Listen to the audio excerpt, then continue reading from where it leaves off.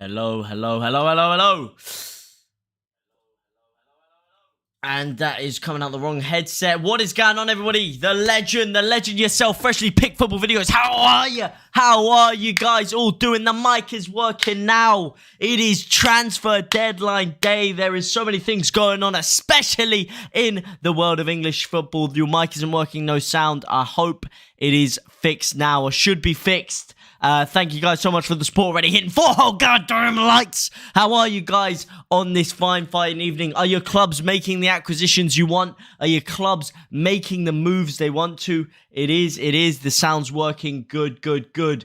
I think there is no better thing to do than to jump straight into the action. Let me just copy this over to... Hello, yes, to this screen here.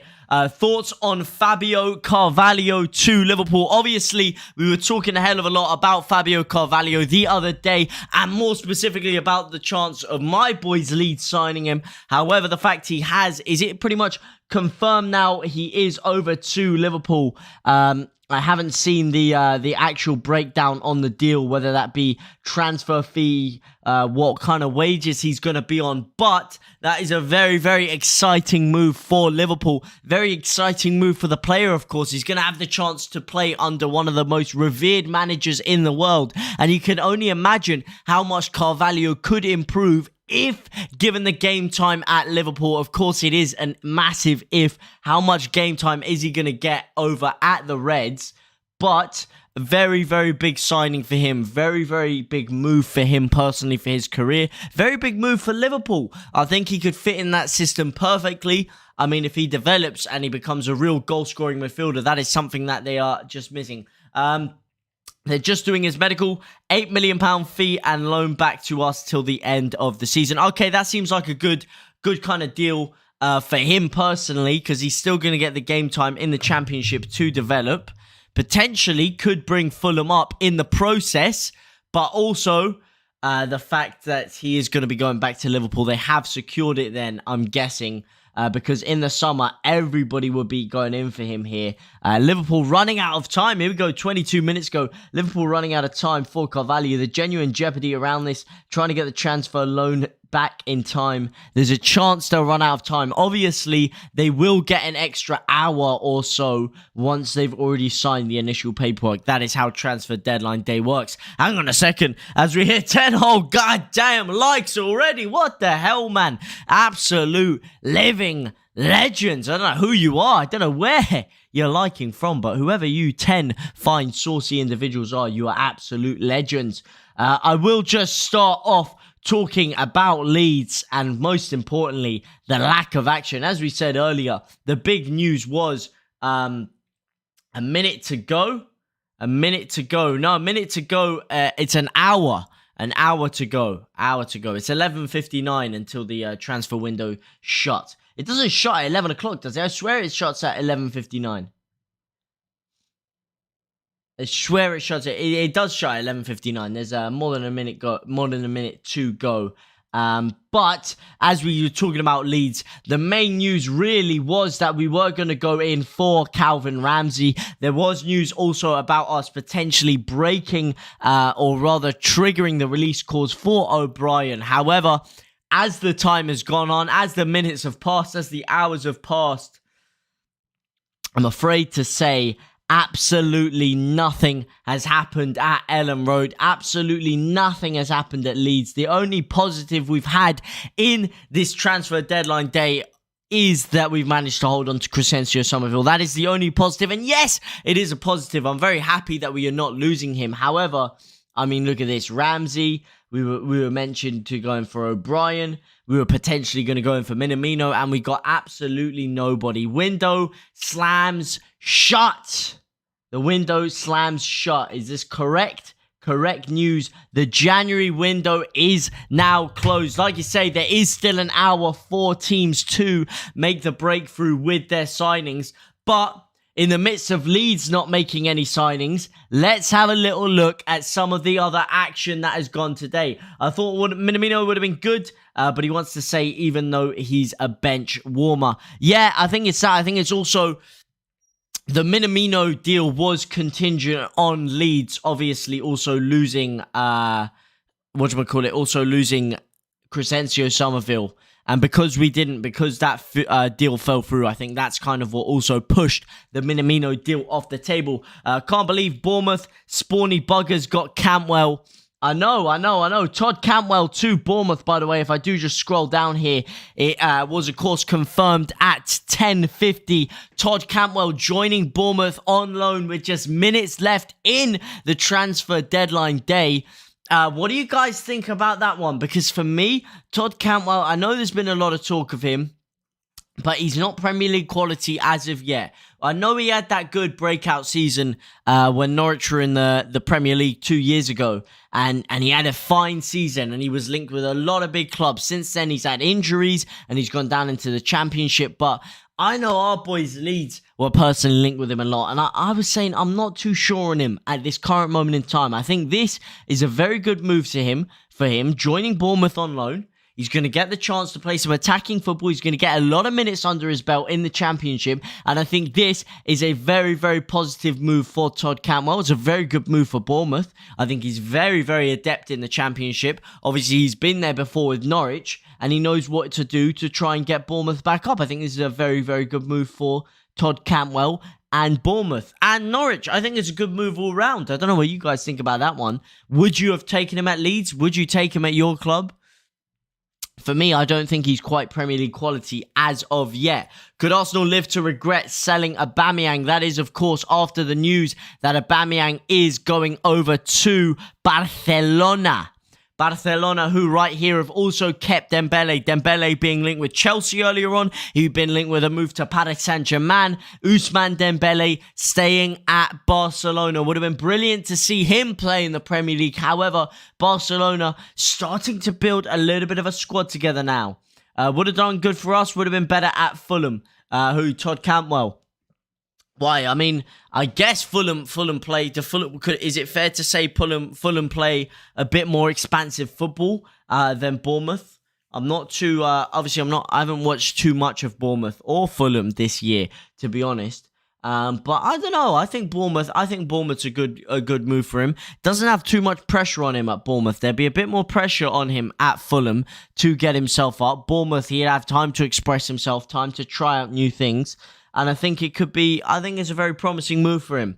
Breaking news, Mateta makes Palace move permanent. Of course, Jean-Philippe Mateta signing a 4.5-year deal over at Crystal Palace.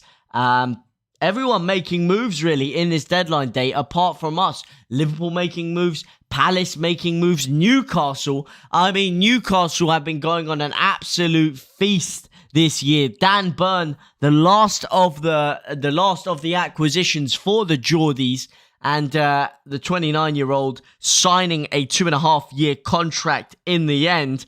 But boy, I mean, how many signings did they make in the end? Of course, this season, we don't stop attacking. Bournemouth, on the other hand, go 1-0 up and then put 10 men behind the ball. Fulham haven't made any moves. We aren't buying all shambles of a club. Hey, look, man, I've got to say I'm not too happy myself that we haven't signed anyone. However, I wouldn't call them a shambles of a club. Everton got Van der Beek on loan. Everton trying to get They're trying to get Dele Alli. I'm not sure if the Dele Alli deal has gone through yet. Does anyone know if the Dele Alli deal has gone through? Van der Beek on loan though.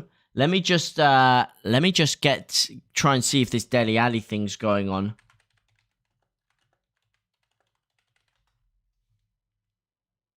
Of course, Van der Beek signing earlier on in the day. Massive signing, by the way. Massive signing, this one. Donny Van der Beek. I mean, look, since joining Manchester United, he hasn't really been given a lot of game time, has he? It's so not fair on him.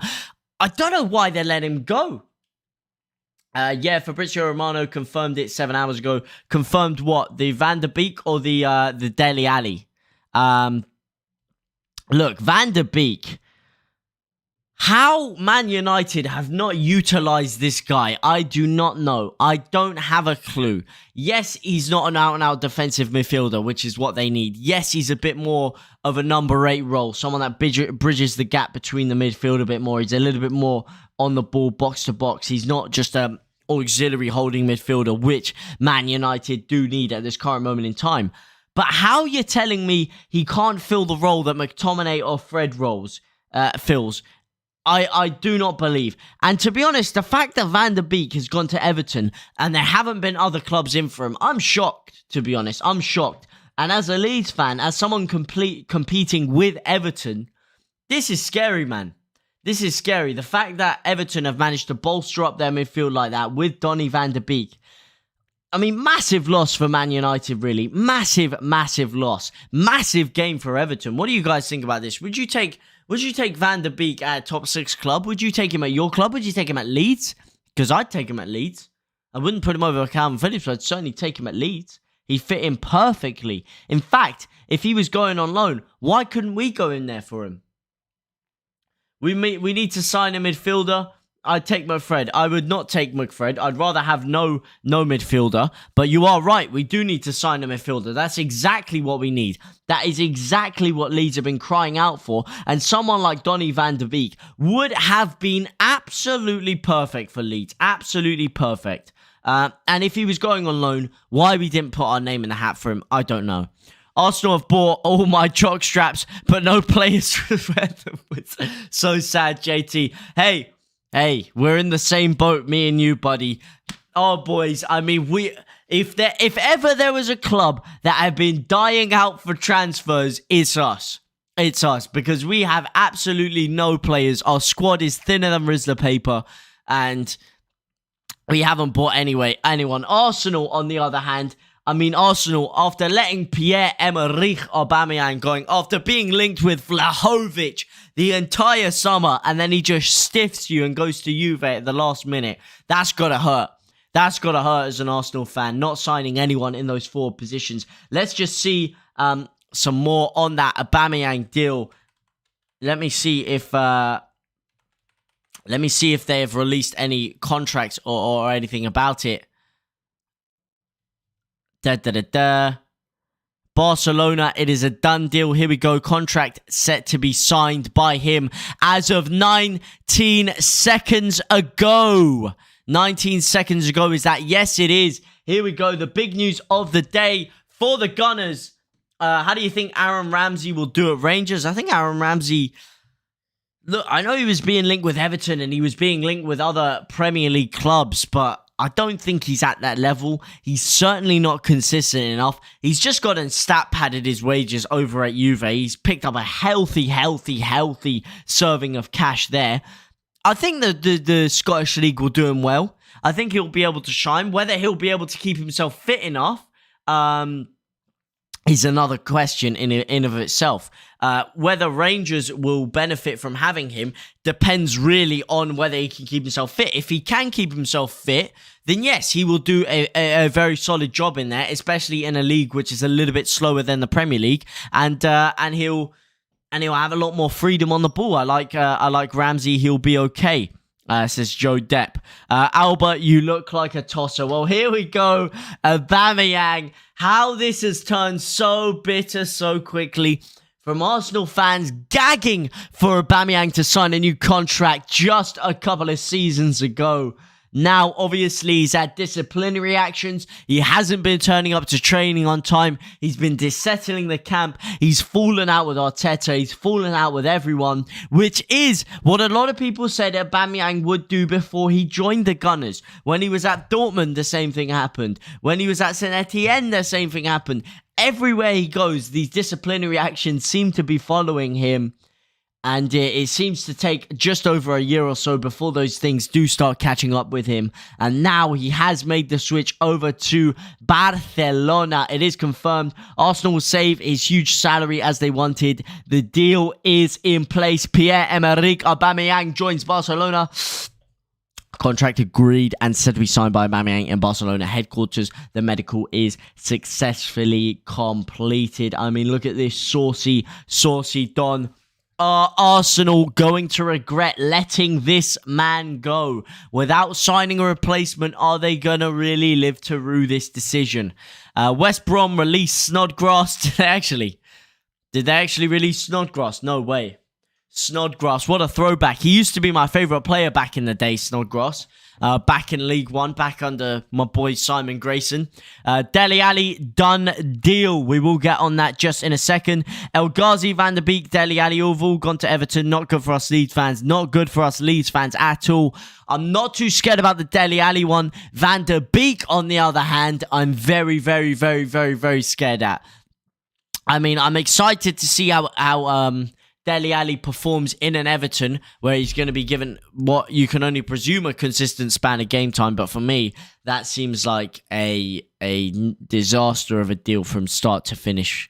But hey, I could live to be proved wrong. Alba done all right out of this. Love his cheek. Well, he has. I'm sure he's going to be getting a hefty amount of wages from Barcelona as well. And he's going to be playing, actually, I was going to say he was going to be playing Champions League football. No, he's not. He's going to be playing Europa League football again. He can't escape Europa League football, this guy. Ever since joining the Gunners, he hasn't had a sniff of Champions League football. But yeah, I mean, massive move for him personally. After the season he's had, I'm surprised clubs wanted him. But then again, it is Barcelona and they have Luke de Jong up front. So anything can be an improvement on that. And Pierre-Emerick Aubameyang, going to be interested to see how Xavi gets him playing. But I think it is time to look over at the main, probably one of the biggest stories of this transfer window. Over permanent move. Let's see. Signing of any window. Paul Merson. Signing of any window. Hang on a second. Let's have a little... We need to dissect this. There's a couple of other things as well. Spurs signing Bentancur. That's a very big signing. We'll get onto that in just a second here. I mean, what a claim this is. This is a bit of a hot take, if you ask me. Signing of any window. Paul Merson makes Dele Alli to Everton transfer deadline day claim. Paul Merson believes that if Frank Lampard could get the best out of Dele Alli at Everton, could end up being the signing of any window. And actually, that's a good point. I was just thinking of Dele Alli to Everton. I've actually kind of forgotten the fact that Frank Lampard has gone there. And Dele Alli, of course, when he broke onto the scene, he is very much like a Frank Lampard player. He's very much like that type of guy that's going to make the late runs into the box. He's a goal-scoring midfielder. And if any manager is going to know how to get the best out of Dele Alli, it is going to be Frank Lampard. So I do got to agree with him on this one. Depends on his work ethic, though, because I don't see Frank Lampard accepting any kind of laziness in and around the training ground, any kind of lax work ethic. And it's going to be very interesting to see if he uses this to spur himself on. What a boring transfer window apart from Liverpool. No, I mean, Spurs have made some signings. Everton have been really bursting into action as of late. Liverpool going in for Carvalho themselves.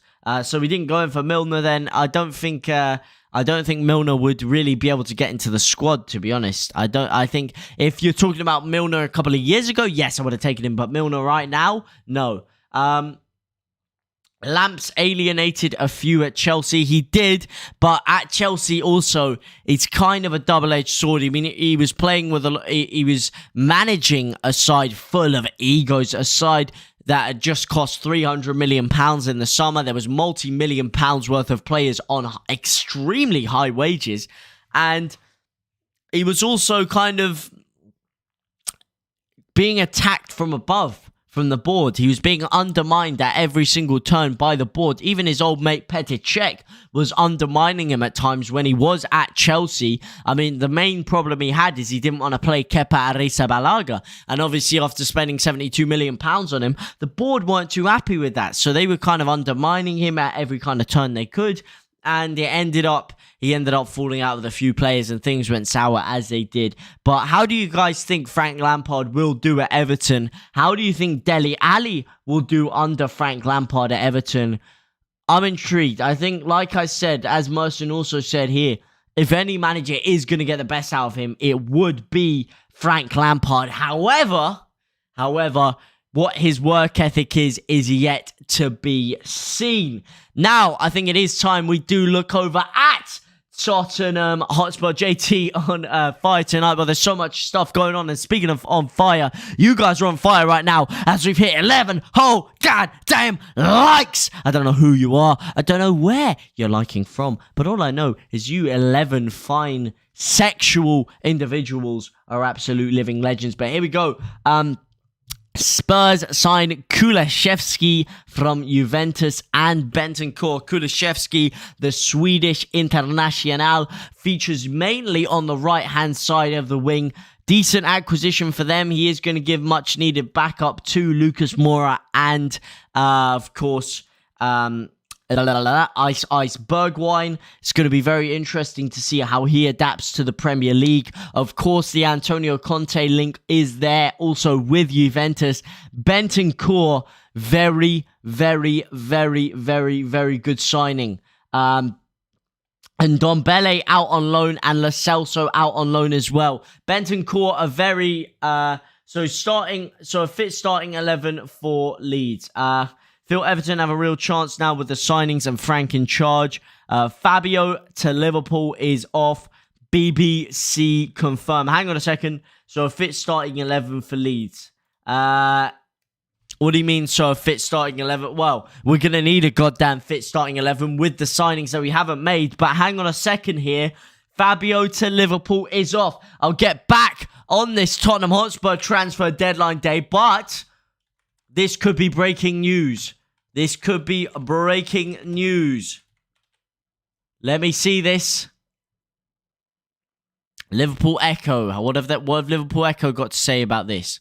Hang on a second. BBC Trans. Is it actually off?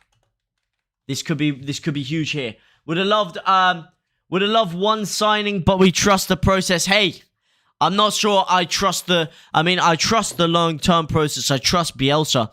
I don't trust the fact that we didn't sign anyone, to be honest. I don't know how that was part of the process. I don't know how that was part of any kind of process. We needed midfielders. We should have gone in for them. I think basically they put all their eggs in one basket with Aronson. When they were unable to get that done, they started sniffing around. To be honest, I'm kind of happy we didn't go for O'Brien, because O'Brien would have been... It would have been a panic transfer. It really would have been a panic transfer. To be honest.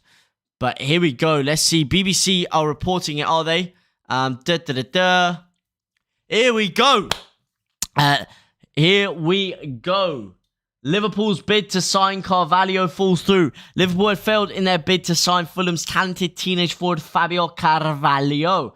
The clubs agreed a fee in the region of £8 million shortly before the deadline, but the final details of the deal, which included the Carvalho being loaned back to Fulham, could not be concluded after a race against the clock. No deal sheets are used in the EFL, and with the loan being non-negotiable for Fulham, Liverpool were frustrated with their attempts to get the transfer over the line. And wow, look at this. Liverpool fans not happy in the slightest. This getting downvoted. I mean, it's looking like 40 downvotes per 10 seconds here. But goddamn, Liverpool fans not happy with this news one bit. Yeah, trust the process. Not 100% sure about that. BBC Merseyside confirmed. Meslier, Ayling, Lorente, Strike, Firpo, Koch, Forshaw, Rafa, Harrison, James, Joffrey. That's okay. Yeah, but there's about, like I said, that squad is about as deep as a kid's paddling pool. And that starting 11 right there is not going to be fit when you're playing 2 to 3 games every week. And I don't know, I'm not happy with it personally. I'm not very happy, unless if we can start getting players back very, very quickly. Bielsa apparently said he didn't want anyone. I think Aronson is a poster boy transfer for the 49ers takeover. Yeah, but come on. It's not exactly a poster boy transfer. It's not exactly a game-breaking transfer. It's not like when City got taken over by Sheikh Mansour and he went and signed Boateng, Fabinho, not Fabinho, Robinho, not Fabinho. He went and signed Boateng, Robinho, Yaya Toure. That right there is a poster boy transfer. Aronson is a very good transfer, but he's not a poster boy transfer. I mean, if that's all the 49ers are gonna bring to get us excited, then that is not looking like it's getting off to a great start at all. Let's see if there is any more. Of course, Aaron Ramsey joining Rangers on loan. We will get back to those Tottenham Hotspur transfers. Let's just see any new news. Here we go. Nothing much happens in January, does it? Aubameyang deal is done. He's passed his medical. We just checked that before. Carvalho deal is off. Liverpool did not get it done in time. And then, of course, there are Bolton securing the signing of Kyle Dempsey. Where's Rafinha gone to? Rafinha has gone absolutely nowhere, my son. Absolutely nowhere. Did you notice I put Tyler in my starting 11? I didn't, actually. No, you didn't. Wait, no, you didn't. You didn't put Tyler. Oh, did you notice I didn't put Tyler in my starting 11? Oh, right. Yeah, well, I kind of just thought it makes logical sense, really. It makes logical sense to not have Tyler in there. On the basis of current performances. But, yeah, coming from you, that is quite surprising, actually, that you'd put... Who have you put in there? James over him. You'd rather have James in the midfield role than Tyler Roberts. Didn't expect that coming from you, to be honest. Poster boy in the sense that he's American. Yeah, no, I get what you're saying. I 100% understand that, because obviously NFL club, American signing. Yes, big in that sense. And if their plan is to increase Leeds' brand over in America, kind of the similar way that Chelsea did with Christian Pulisic, it was very much to capitalize on that American audience. If that's the plan from the 49ers when they take over, then fair enough, I understand that. However, I'd very much like to get the deal done now, just so that we actually have some midfield reinforcements in there. And I think the fact we haven't got him is actually gut-wrenching. The more I think about the fact we haven't signed anyone, it's absolutely gut-wrenching. Actually, today, I managed to get tickets for Leeds versus Man United, and I'd have felt a hell of a lot more comfortable if we'd have managed to get any midfield signings through the door. But like I said, back to this. Maybe we didn't have the money for Aronson. We got to have the money. We didn't sign anybody. And we barely signed anyone in the summer. The 49ers have just put a load of money into the club to get a 46% fee. We have the money to sign him. They didn't want him. They didn't want to sell him. That's what happened. They didn't want to sell him until the summer. I have a feeling we won't see Bielsa with the club next year or Rad another season. The way I think we didn't see a transfer. JT, do a vlog at the Leeds game. It might have to be done, my man. It might have to be done. Might have to be done. March 20th, Man U away. I'm from Manchester as well. So when I come back on the train, I'll vlog, probably vlog myself getting my head kicked in after we smash them up 4-0. But yeah, no, 100%. That's a cracking idea, my man. But like I say, Spurs signed Bentancur and Kulishevsky. Very good double transfer for him. Lo Celso and Gil and Ndombele. Ndombele, a player who I was speaking to a lot of Spurs fans over the Christmas period, of course, going back to London. And let me tell you something. Ndombele is someone who people close to the club have lost all faith in. He, for every bit of criticism that Dele Alli gets for his work rate, and Ndombele, even worse, he can never get himself fit. He's a luxury player. He sees himself as too big for the club. So getting rid of him and getting someone like Bentancur in is a fantastic acquisition. Bentancur, who was touted originally to be the future of Juventus's midfield. However, the fact that Spurs have managed to secure Bentancur is absolutely massive because, I mean, let's be real here. For someone that occupies that number 8 role, he's got so much legs to him. He's so versatile. He can play anywhere. He's fit. Look, in a Conte system, especially if Conte likes to play 3 at the back, you need midfielders that are capable of running up and down the pitch, capable of breaking that line between the defensive midfield to the offensive midfield, a deep lying runner. And in fact, Let me try and get some of Bentancur's stats up for you here. Let me just get his transfer marked over here. But yes, like I say, this for me, Lo Celso, I wouldn't be too happy with if I'm a Tottenham fan. I know, yes, Lo Celso, things haven't gone ideally with him since he has joined the club, and especially this season. But that guy has so much talent, so much potential. And the fact he's gone down to Villarreal, this is shocking. This is shocking, actually. The more I think about it, these two, Lo Celso and Ndombele, had the world at their feet. They could have gone absolutely anywhere. Anywhere. And they went to Tottenham, and both of them, it just hasn't worked out for them. It hasn't worked out for them. Lo Celso going to Villarreal when the likes of PSG were interested in him. I mean, Ndombele back over to Lyon where he came from. It just has not been a good spell for either of those two players. But Bentancur this year playing 26 games, featuring only 1,585 minutes for Juventus. However, featuring with 3 goals. And I know this doesn't look great, but you've got to take into account that he isn't an attacking midfielder. He isn't an offensive playmaker on the ball. He's more of a box-to-box kind of midfielder, Bentancur. So these kind of numbers for him is very, very impressive. Some clubs ruin players. Spurs seem to have done this too much, too soon for both of them. Yeah, I mean, the reason they went to them, you've got to remember, when they did sign for them, at that current moment in time, Tottenham were the Champions League finalists. That was the draw of going over there. But, I mean, they played under Mourinho now. Now they're playing under Conte. They played under Nuno. And they just haven't seemed to get anyone playing time out of any of them. Or good playing out of any of them. Thoughts on Vlahovic to Juventus? I mean, Vlahovic to Juventus is the biggest middle finger to Arsenal I have ever seen. Vlahovic had been linked with Arsenal the entire transfer window. I mean, it's like Leeds, isn't it, Arsenal? It's comical. It's an absolute comedy show the way these two clubs have been run. I mean, the amount of players that we're both linked with day in, day out, getting fans' hopes up, fans starting to get Vlahovic shirts already printed. And then all of a sudden, within the blink of an eye, he goes to Juventus. I mean, that is an absolute middle finger to Arsenal fans, by the Arsenal board, by everyone involved in that transfer, by Juventus as well, really slamming their cock on the table there, showing them who's boss. But I think that's a very, very good move for Juventus.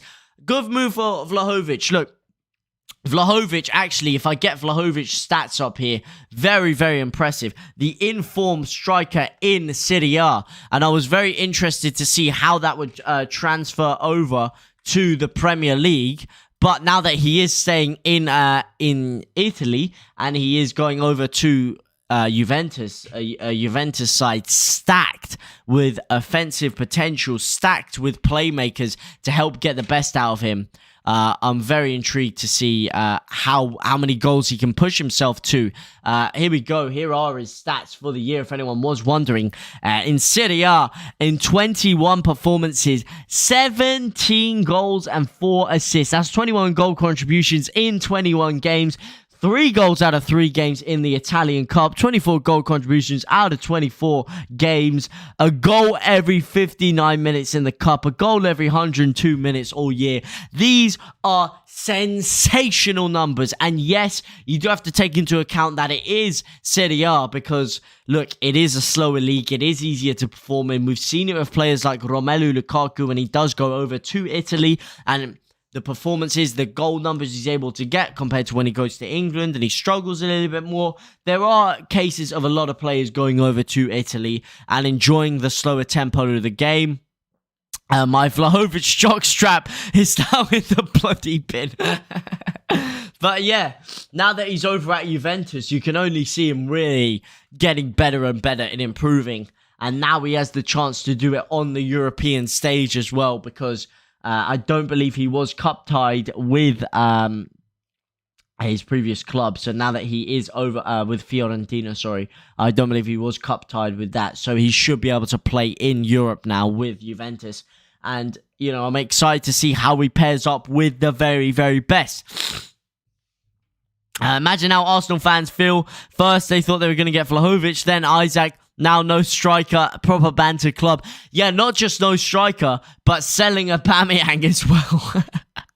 Oh my days. I can't tell who's actually had more shambolic of a window, Leeds or Arsenal. I mean, it's just a comedy fest all around, isn't it? I don't know what fan base I'd rather be right now. I mean, it's just pain. It's just Spain.mp4 for both of us, but without the S. Ramsey to Rangers, great for them. Would have been far better for Leeds. No, I wouldn't want Ramsey at Leeds. I know we want midfielders, but that's just desperation. Signing Ramsey, he's past it for me. He's not a top Premier League midfielder anymore. He would have been, but injuries and father time has just not suited Ramsey very well. And for Leeds, in our system, in the fitness we require, I don't think he would have done a very good job personally. Got to go JT. See ya. See ya, my man. I'm sorry about Vlahovic. I'm sorry about Isaac. I'm sorry about Aubameyang. I'm sorry about it all, my man.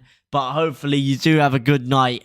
Put your jock strap on and strap it tight. I'm happy we've managed to keep Fabio. I just hope we can offer him a contract and he stays. Yeah, well, I believe that was the whole sticking point, really, wasn't it? Is that Carvalho, Fulham were not going to let Carvalho go under any pretenses without that loan coming back in their direction. And the fact that Liverpool kind of, I believe they were trying to either get you to pay the fees or they were trying to get him actually in January. I believe that was the sticking point and why it ended. But the fact you have kept him is good for you, obviously, because you would have probably had him on loan anyway. I don't know how much better it is for you because he is probably, let's be realistic here, probably is going to go in the summer, but at least if he can get you guys up to the Premier League in the first place, then that's a good parting gift. Sources were saying Fabio didn't have his heart set on Liverpool. Nah, his heart was set on Leeds. What did I tell you, man? His heart was set on Leeds. Our medical staff are putting in the overtime as it is. Yeah, well, without Ramsey, yeah, exactly, man. He'd just be taking up space in the on the medical bed. Ramsey has great work rate, and the fact he has injuries works for us. He keeps the medical staff busy. Exactly, man. The medical staff too busy. Medical staff, as you said, already got their hands full with enough players out there. But yeah, it does. He works hard, but I don't think he works.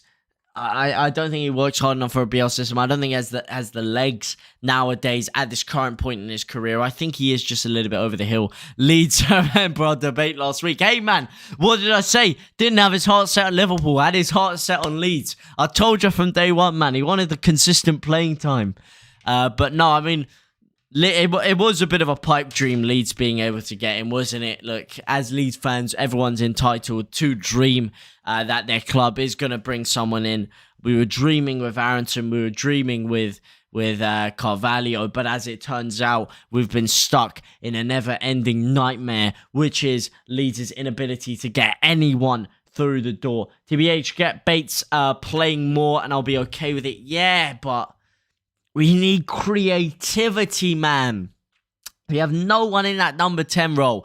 Ever since we've lost Pablo Hernandez, we haven't had anyone that has that same level of creativity, that same level of guile, that same level of expertise in the final third to break everything down, to get Leeds able to beat these teams that sit deep against us. We need someone like that. Of course, it's the whole point of supporting your club. Exactly, man. But hey, gutted we couldn't get anyone. I mean, what an absolute disaster of a transfer window for Leeds. But what can you do? Go again in the summer, eh? If you don't dare to dream, you have no faith. Exactly, man. Exactly. Always better to be an optimist. It's like when people go into international tournaments and everyone's like, oh, England are going to do shit. England are going to do crap. Da-da-da. I predicted we'd win it the past two tournaments. Got to the semi-final. Got to the final. Wasn't to be. You know what? Lost on penalty shootouts. It breaks my heart thinking about it every single time.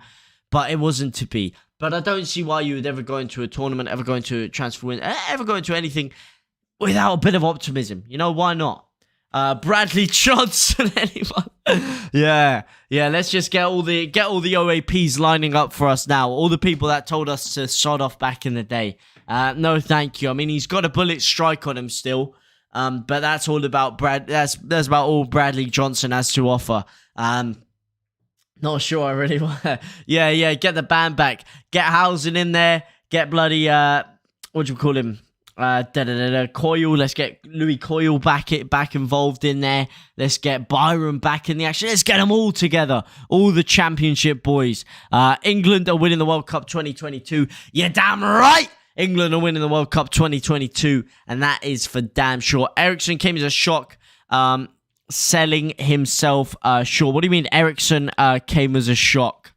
Yeah, Max Gradle was actually a baller, to be fair. He is a certified baller. What do you mean Eriksen came as a shock, selling himself short? Do you mean Christian Eriksen? Did he actually... Did Eriksen sign for anyone? I know he was being... I know he was being touted around. He did. He signed for Brentford today. Didn't see this one. This one slipped through the cracks for me here.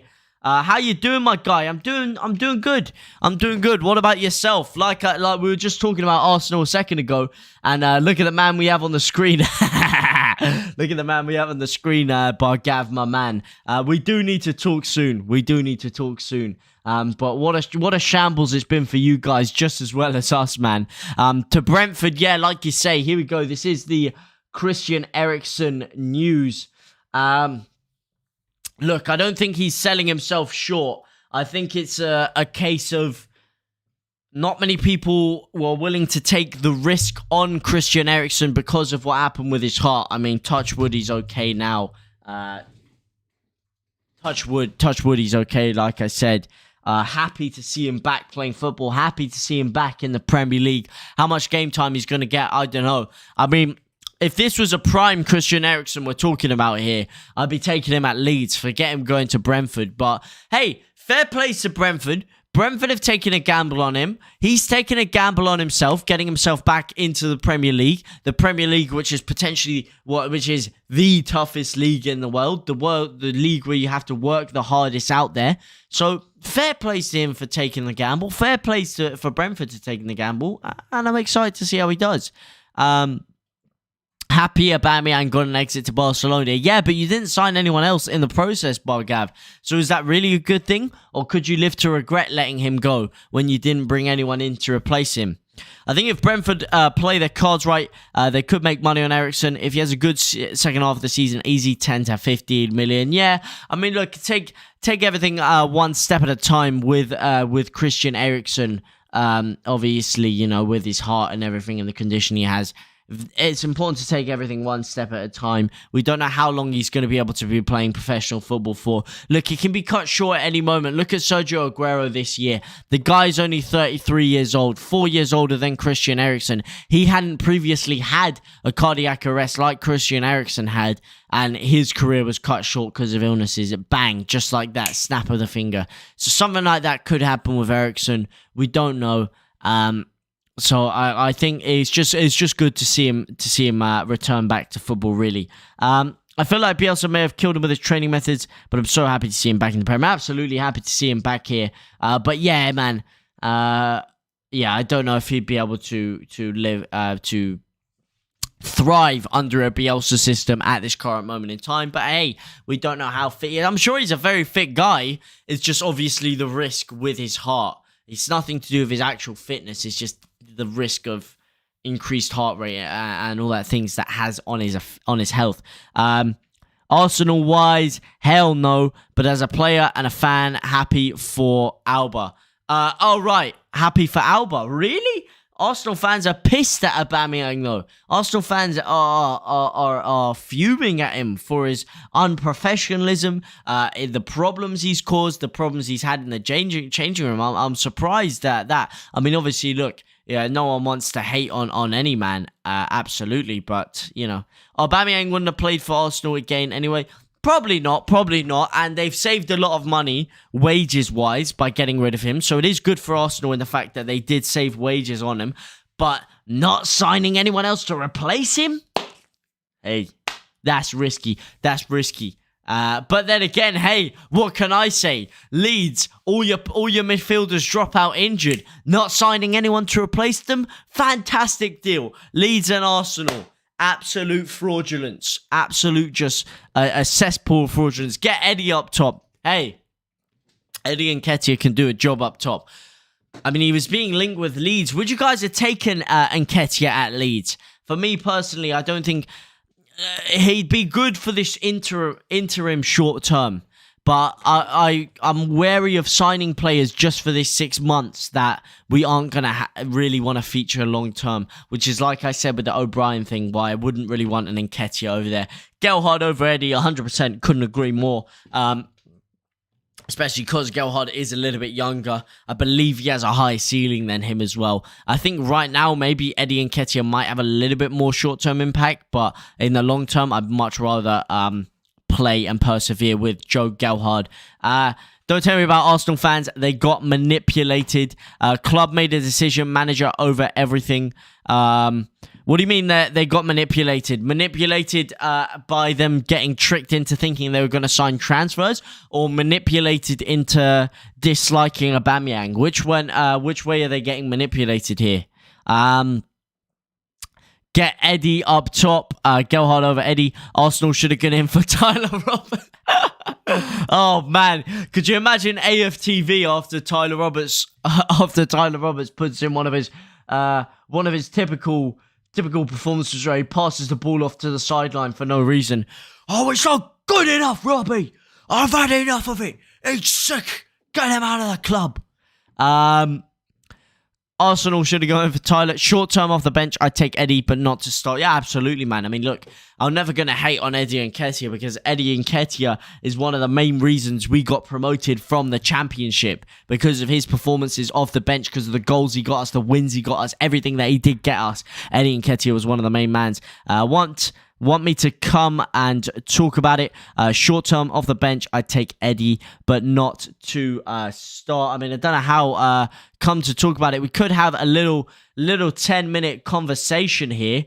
Actually, yeah, you on Discord, my man. If anyone's on Discord and they do want to hop in and have a little chat, it is here. It is here for you. But yeah, serious question. Do you think Newcastle will manage to stay up? Yes. I do. With the signings that Newcastle have made, just give me a call on Discord, my man. You know my Discord. Do you think Newcastle will manage to stay up? I do. I do think Newcastle will manage to stay up, if I'm honest. I need to get a list. I wonder if there's a list of all their signings. But with the signings that they have made, I mean, who is that? They made two big ones today. Obviously, Dan Burn and someone else. 5 January signings. Let's get a list of the names here. Jesse Lingard was obviously being linked. Dan Burn. Jesse, you're damn right I'm using ad blocker, you little sons of guns. Alright, it's fine. It's here anyway. Kieran Trippier. 13.5 million. I want Newcastle to go down.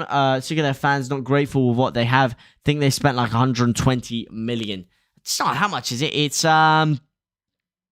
33 million, 25 million, 13.5 million. So you're talking 25 plus 33, you're talking 58 million plus 13, 68 million, 71.5 million pounds plus Matt Target on loan. It's 71.5 million pounds plus Matt Target on loan. I don't know if their fans aren't grateful. What are they not grateful with? I think their fans are pretty grateful. I don't know.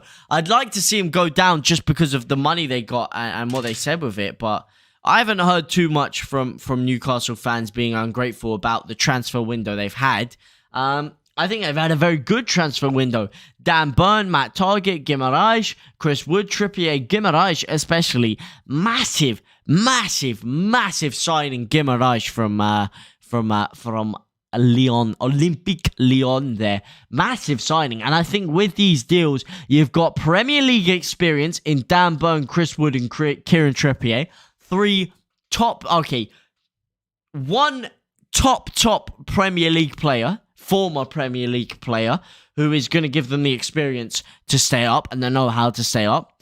2 average Premier League players in Chris Wood and Dan Burn, who are going to help fill out the squad and probably are better than what they've got in a lot of key areas. Bruno Guimaraes, who doesn't have a lot of Premier League experience, but has an abundance of quality, which Newcastle have been lacking. Matt Targett from Aston Villa as well. He's very good. He's a very, very competent Premier League player. These are big enough signings to keep them up. They got Chris Wood. They should be grateful. After 2 games with Wood, they wanted Rid because they were linked with Zapata. Just because they were linked with a player is stupid, mate. I don't know why they were. I don't know why they went for Chris Wood anyway. Look, I think Chris Wood's good enough to get them up, but I think in the summer, I mean, £25 million.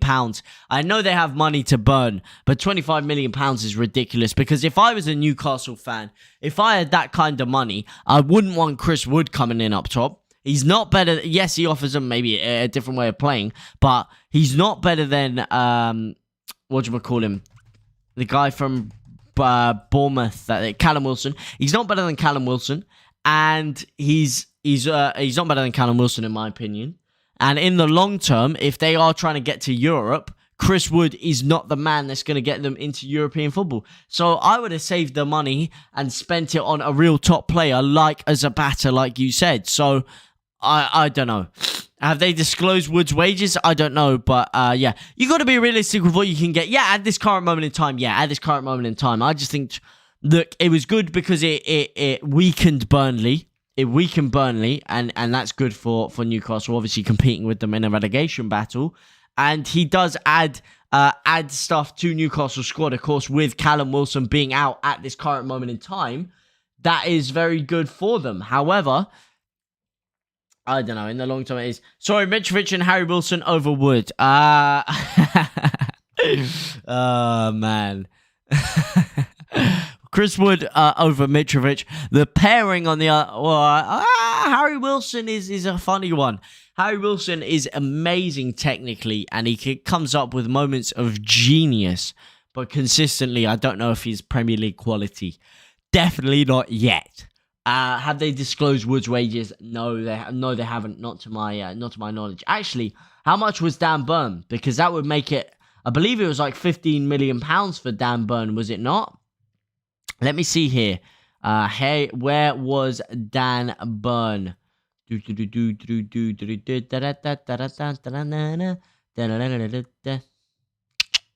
Dan Burn, come on. Here we go. 2.5 year deal. How much? What was the deal?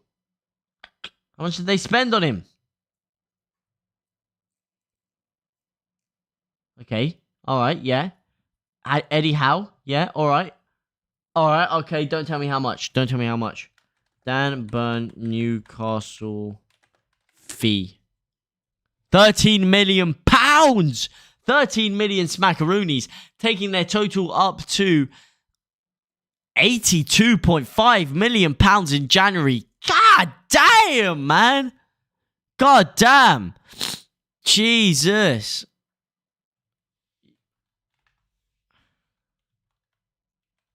God damn, that's a lot of money there. That is a lot of money in January. Why couldn't we spend that much? Sorry, Mitrovic and Harry Wilson over Wood. Wood's probably on something stupid like 100k a week. To be honest, he probably is, man. He probably is. Let's be real here. This is Newcastle we're talking about. £13 million, you know. God damn, that's a lot of money. Newcastle have just got money to burn. How much are they going to spend in the summer? For Leeds to keep up with a side like this, for Leeds to keep up with this kind of spending, we got to spend some more money of our own. We ain't spending absolutely jack diddly squat compared to these guys. And these are our closest competitions. They're one of our closest competitors. Let's see. Any other things to go through here? Dele Alli to Everton, still yet to be done. Still yet to be confirmed. Obviously, the famous deal sheet, they're listening there. Dele Alli deal done. Sorry, I'm an idiot. It went through as of 42 minutes ago, as of 11:07. The deal is done. Dele Alli to Liverpool. Snodgrass, as you say, parts ways with West Bromwich Albion. Here we go. More deal. Anything big here? Fabio Carvalho. Is there anything more in here? Unfortunately, Fulham and Liverpool have run out with time to get the Fabio Carvalho deal done. It was a complete deal as Liverpool were buying the player and he was then going back on loan for the remainder of the season. That added complication and that the deal sheets were not sent to the EFL in time.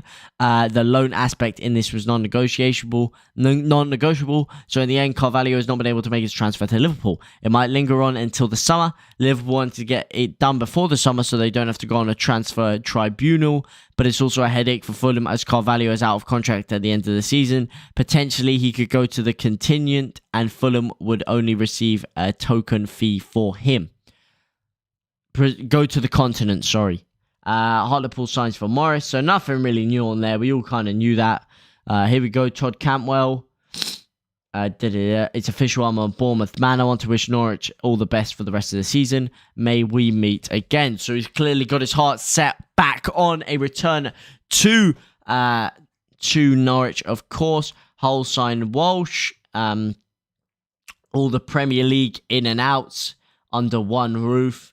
Here we go. 4 years to the day of Arsenal Football Club signed Pierre-Emerick Aubameyang. And now he goes over to Barcelona. Longstaff making... Wow.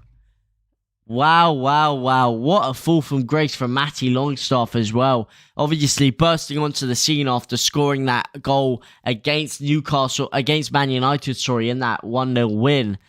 And he was touted with a lot of clubs in and around that time, as was his brother Sean. But Mansfield Town, that is a fall from grace. And then Kavar joining Burton on loan. It's done for a championship, but Mitrovic is on 105k a week. As a Fulham fan, I think it's stupid. What? Jesus, he's on more than Calvin Phillips, man. He's on more than Calvin Phillips. He's on more than Rafinha. Jesus, Mitrovic is on peas, man. Give me 5B there. Can't compete with Newcastle in transfers now. Only City and Chelsea could IMO. Yeah, this is why I wasn't happy with the 49ers, to be honest. I wanted QSI.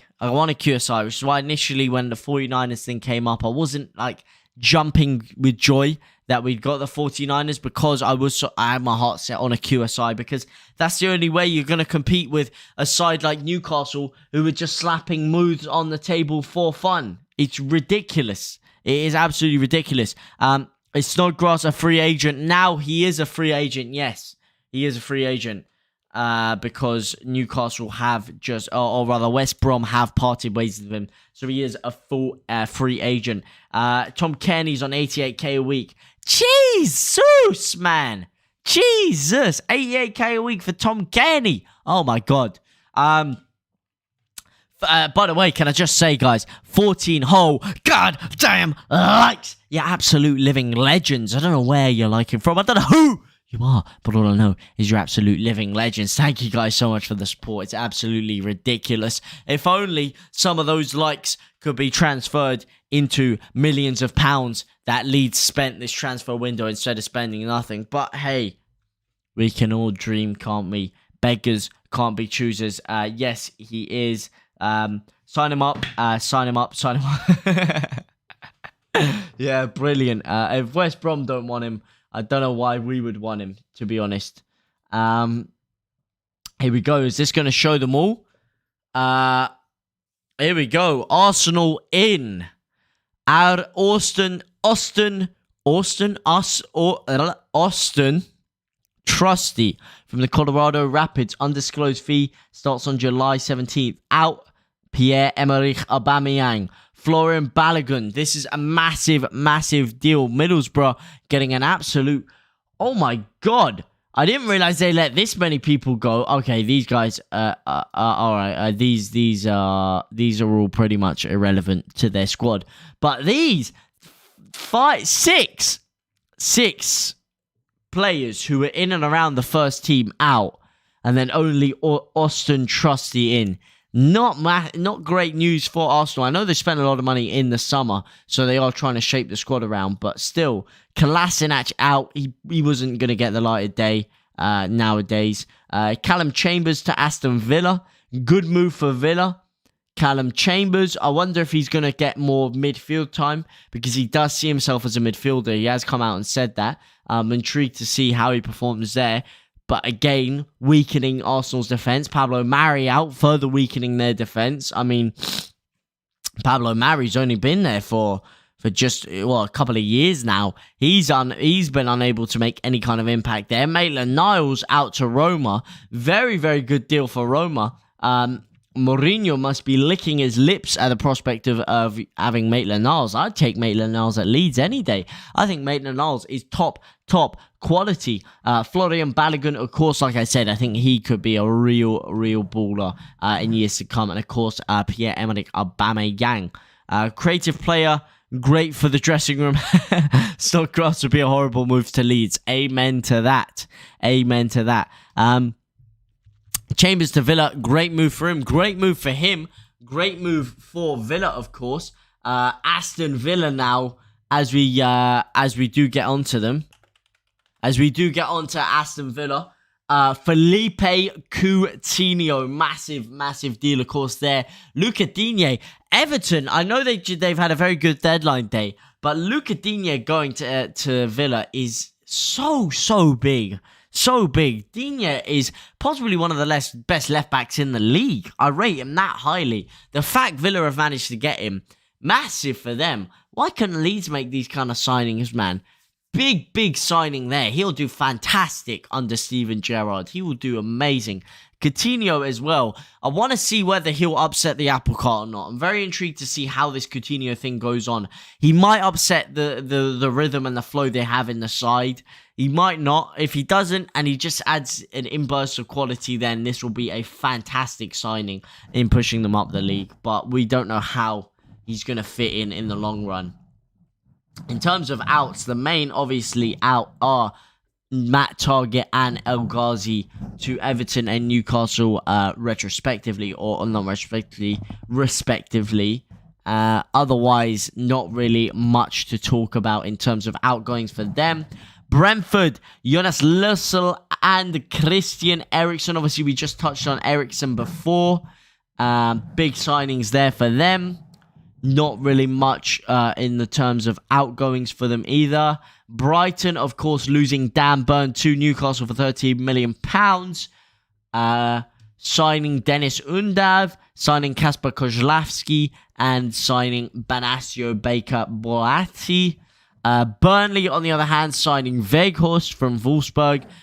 Good striker there, of course, is their Chris Wood.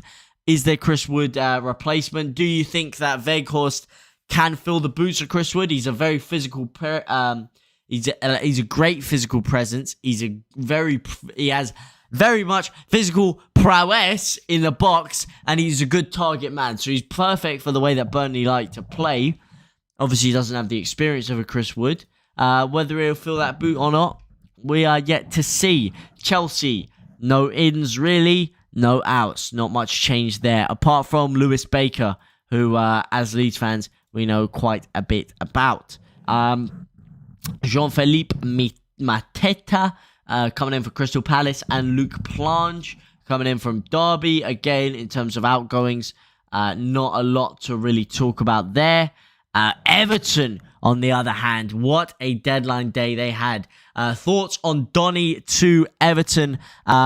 Villa top 10, no cap. It looks like it, man. Under Steven Gerrard, I really rate Steven Gerrard. And I wanted Steven Gerrard at Leeds if and when we do have to get rid of Bielsa. So with the signings they've made with Steven Gerrard, top 10 could really be on the horizon. Thoughts on Donny van der Beek? Well, here we are. We are at Everton on Van der Beek. Fantastic signing for Everton. Out of all of these, they haven't put Dele Alli in here. But out of all the signings they have made, wow, Donny van der Beek, massive. I so highly rate that guy. I don't know why Man United let him go. I don't know why they haven't found a way to fit him into the system. Yeah, I guess maybe different players for different systems. And he was never really what they needed when they signed him in the first place. They really needed an actual auxiliary central defensive midfielder. That is not what he is. But I do think he's better than Freddie McTominay. And Wow, I do not understand that at all by him, but that's a fantastic signing for Everton. Sorry, Marcelo Bielsa's time's up at the club. It's not working for you anymore. Mate, I don't have the energy to combat that right now with everything else going on, but that is absolutely... It couldn't be more incorrect if you typed it in hieroglyphics, my friend. That is the most false, inaccurate statement I've ever heard. Marcelo Bielsa is a king. He is a god, and he is someone who, if we could keep for the rest of my lifetime as a Leeds fan, we would win multiple Champions Leagues and Premier League trophies. Let me tell you that for a fact. But obviously, losing Luka Dean does, of course, outsettle that. Leeds, I don't know why they've even put Leeds in here. Absolutely nothing. Nothing.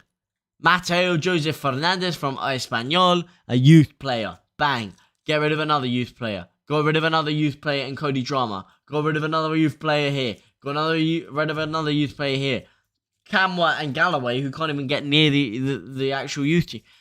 Nothing. Absolute disaster. Disaster of a window. This right here, we were talking about, oh yeah, we have no squad. We'll go again in January. We'll go big in January. Da, da, da. And this is what we get. This. Not Liverpool. Get your ass out of here. This is what we do. This is it. This is what we do. Right here. Bang. Midfield confirmed. Or rather, midfield protected, yeah? Absolute load of rubbish. Absolute load of rubbish. Leicester getting Amani Richards in from Arsenal again. Nothing really of note for Leicester either. Liverpool, Luis Diaz from Porto. Massive signing there. Of course, Leeds thinking that we were going to get Minamino because of the fact that they got Luis Diaz. Unfortunately, that one did not go through for us. Nat Phillips going out to Bournemouth on loan. Probably the only other notable thing there. Really, I mean, Nat Phillips, surprising that he's going down to the Championship, but he will get a lot more game time down there. And we'll have to see how he develops. But the fact that he has gone to Bournemouth, unless if he's brought back at some point because Liverpool have some serious injury problems there, I think his time in the top flight and definitely a top club like that is over. As for City, signing, of course, Alvarez from River Plate for £14 million. But the big news of the transfer window for them is, of course, Ferran Torres going to Barcelona for £55.2 million. However, look, man, I think they should have kept him. I think he is a real prodigy, this Ferran Torres. I do not understand why they let him go. Yes, they've made a profit on him in a very short turnaround, but that's a very good signing for Barcelona. For Ferran Torres, he wasn't getting the game time, so it's a very good move for him. But I do think that City could have really done with a Ferran Torres in there. I'm disappointed with Fulham. I feel we should have tried to strengthen our defence and midfield, but no, nothing. We'll regret it when we get injuries. Yeah, I can... hey, it's like Leeds, isn't it? It's like Leeds, Fulham. So have you got many injuries at the moment? Have you got many key players out, or is your squad relatively strong? Because you're finding yourself in an absolute Leeds situation right now, is what you are.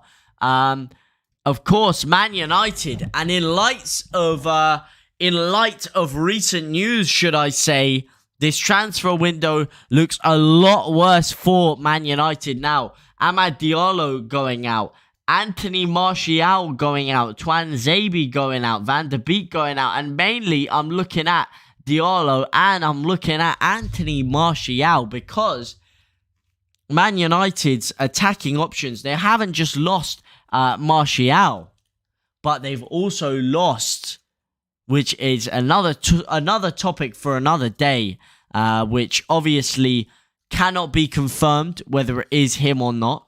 So it cannot be confirmed whether he is going to be out of the squad indefinitely, but serious allegations surrounding one Mason Greenwood. Of course, if you have seen the photos or if you have seen the videos, the audio is horrific. It's specifically horrific, that audio.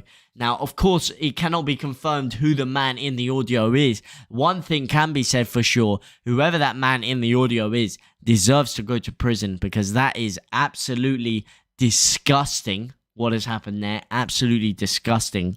But obviously, the person who it is who has done that is yet left unknown. And of course, these are all allegations. And currently, there is nothing to prove that he has done anything wrong.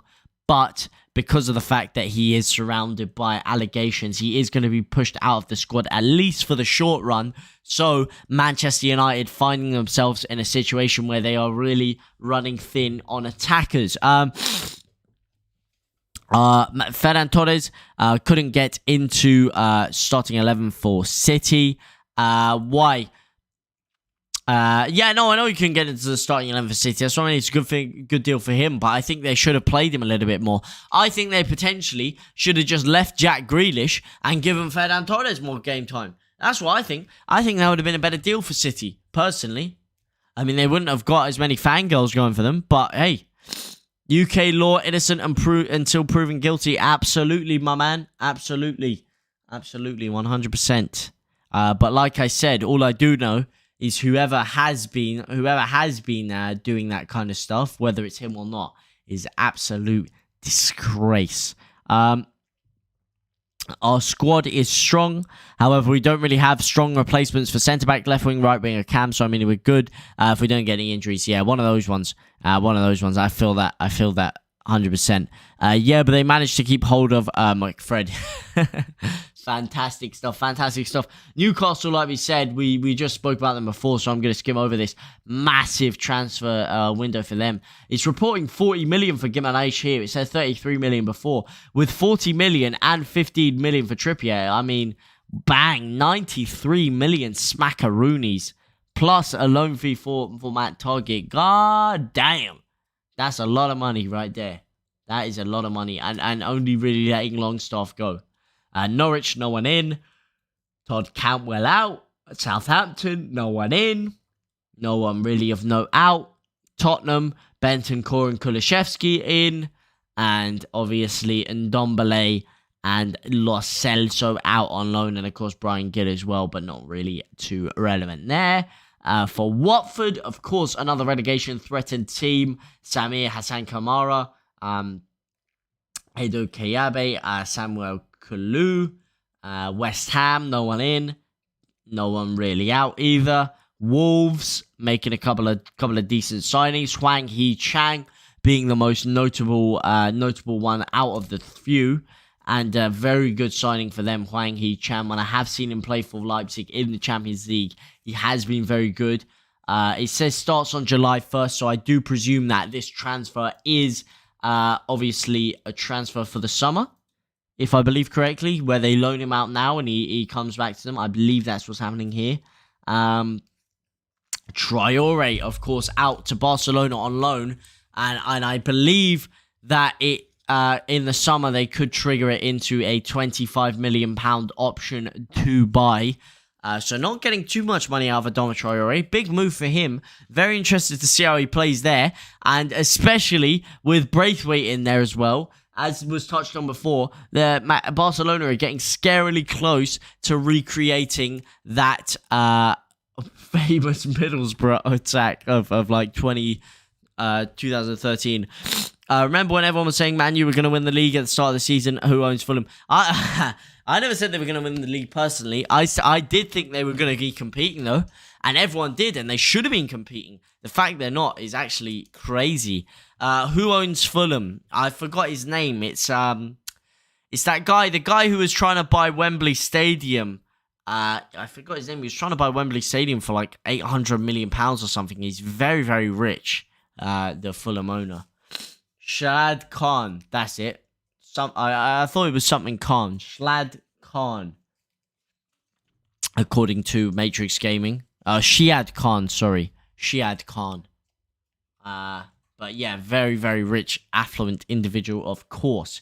I think it is time we get our resident Arsenal fan on the mic. Is he here? Let me know. Let me know when. Let you know when what? BK Reflections.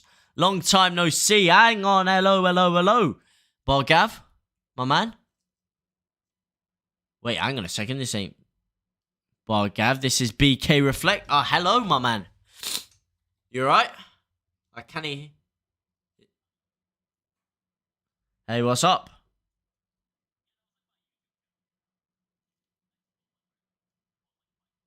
Oh, okay. Wait, let me get the actual desktop audio in here. All right. Is do you mind muting my stream for a second? You're like you're crazy with Discord.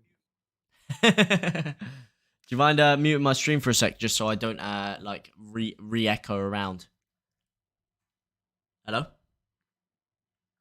Yeah, it should be coming through here. We are with, of course, our resident Arsenal fan, Bargav. If anyone else does want to hop in for a quick chat, Discord is in the description. Yeah, I can hear you. Can you hear me? Hear me? Hear me good? I can indeed hear you. But like I'm saying, we are here with Bargav, and we're here to talk about Arsenal. I mean, what are your thoughts on the transfer window so far? Yeah, I can hear you. Like, you took forever, though. What are your thoughts on the transfer window?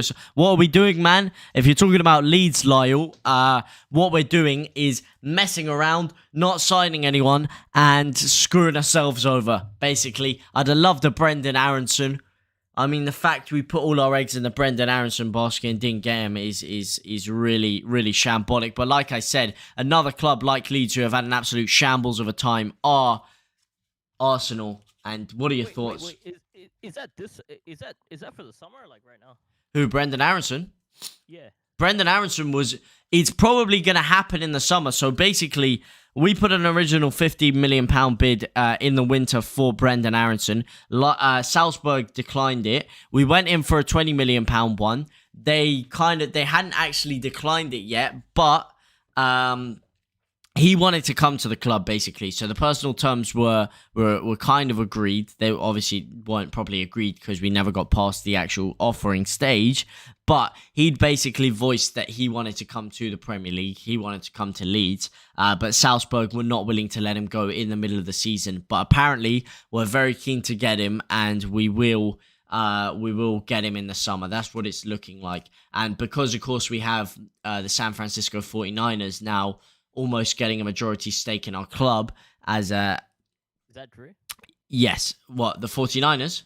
Yeah. They own 46% of our club already. So 46%? Yeah, they own 40. They upped it about a month ago to 46%.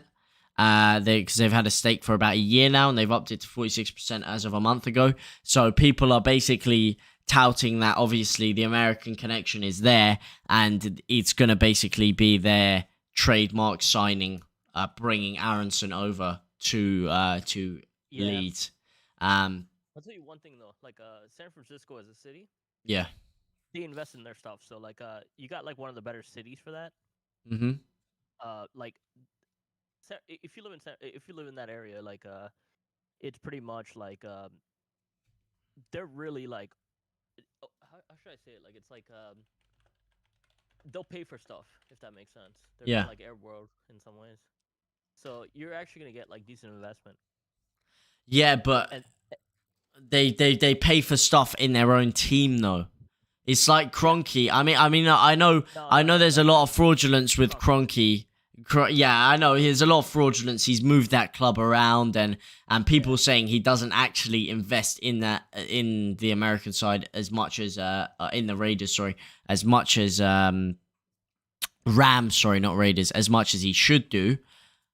But I don't know, will they invest it in us, or will they just invest all their money in the San Francisco 49ers and just milk Leeds as a cash cow? I just learned about that today. Like, I'll be honest, like I didn't know like that franchise had like a stake in Leeds. The 49ers. Yeah. But I will say, like, I mean, like everybody fears like American connection, right? In some ways. Yeah, 100%. No, I get that. I get that because like Arsenal has been like a disaster, with that. And Man U. As an Arsenal fan, like, because it's not. It's for the most part like it's not really like American values in some ways. Yeah. Like you want to be the best when you're like an American in some ways. So like it's like you invest in things to like make you like successful, right? Yeah. You're competitive. Hmm. But with Arsenal, it's ran like more like a business nowadays. Like it's really disappointing to talk about Arsenal. Yeah, but But I mean that's what I'm scared that Leeds could turn into under the 49ers. I mean the fact that you said that the 49ers are generous in the way no, it's Liverpool had innovative. issues. No, Uh, they're innovative. It's like what? the innovation city. Like if you're in San Francisco, like it is. They're very innovative with a lot of things. So like they can be. It can go either way. It But ca- like but you've seen the Golden State Warriors, right? For like basketball reasons. Like I've heard of I them. mean, I haven't seen them. yeah, they are so like they're very competitive and like hope to bring the best. They're competitive as hell. Yeah. They want to win at everything, like gamers, the gamers and everything. Like it's they want to compete at the top level. So they took a franchise that was like really really terrible in San Francisco that hasn't won for like 20 years, and then they made that into a franchise that can nearly win every year. Yeah, but is that So the same? Is that the same throughout everyone, or is that just a case example? And will that it's just the culture in San Francisco though. Like culture it's a very expensive. It's one of the most expensive cities to live in, like in the U.S. Yeah, And I everything guess. is like everybody's really healthy there too. But it's like as Margos is touching on here, Liverpool had issues with its past US owners. Even now with Yeah, FSG, yeah. they feel they're not Liverpool, getting the investment. yeah. So Liverpool and Arsenal owners are very different. They're very conservative. They're not like Well, innovative. They're actually, I think Liverpool and Arsenal are very different to each other as well because Liverpool owners FSG are very yeah, but they're calculated still in what they do. I think they're cheat like there's a limit to Arsenal. them, right? I think they're similar to Arsenal in the fact that they run it like a business and Yeah, they don't put a lot of money in. But yeah, unlike Arsenal, they actually know what they're doing, and they actually use kind of like similar scouting system to what they use over in America in the way that they invest in players. Arsenal, I mean, Kroenke doesn't know what the hell he's doing. The staff he's yeah. He employed, leaves it to so the thing about the Cronkies is they leave it to like everybody there. yeah, but people Uh, who don't know what they're doing. so like so that always causes a debate. Is it like the people over there, or is it like not being like so forceful? Yeah, but I think there has to be like with Leeds with the 49ers. I mean, the fact the owners we have now, we have Radrizzani, we have Orta as our head of sporting development, and we have Angus Kinnear. They are people who you can see live and breathe the club. They care Okay. about it, especially someone like Victor Orta. He's at every single game. He's dying with his passion seeping through him. When Leeds beat Derby and to get promoted, he sat there with the binoculars jumping around, mocking Derby fans. There's a constant connection with the fans and the board. They're talking to us. They're telling us what's happening. And I'm looking at a lot of these other American owners, and I'm not seeing that. They're not buying No, it's into the definitely not culture there. of it. There's no communication Yeah, pathway. like I guarantee you, I feel like I'll research it more because like this is the first time I learned about this actually because I don't like follow it like Yeah, this deeply. yeah. And but what I'm gonna say is like if you got owners like that, I think it's very different than like owners like the Cronkies and FSG with Liverpool. Yeah, but It, that's what I it, mean. Those are our current owners. But that's before the 49ers take a majority share. I don't know what's gonna happen after they do. I'm saying we might lose it. NBA doesn't have a structure, doesn't have a transfer window. It's yeah, a but different sports it's structure not the compared to sport. football. It's not the sport. It's more like how you like look at the sport. Hmm. I think it makes a big difference. Like some people in like some people in the U.S. like they love they love the sport tactically and like they'll analyze every single part of the sport. Right? Yeah. They go really deep in the sport. What Um, this NFL no, it's just like if or you're just passionate any about something, sport? Yeah. yeah. I'm just talking in general. Like Yeah. it's Yeah. you spend a lot of time uh Mhm.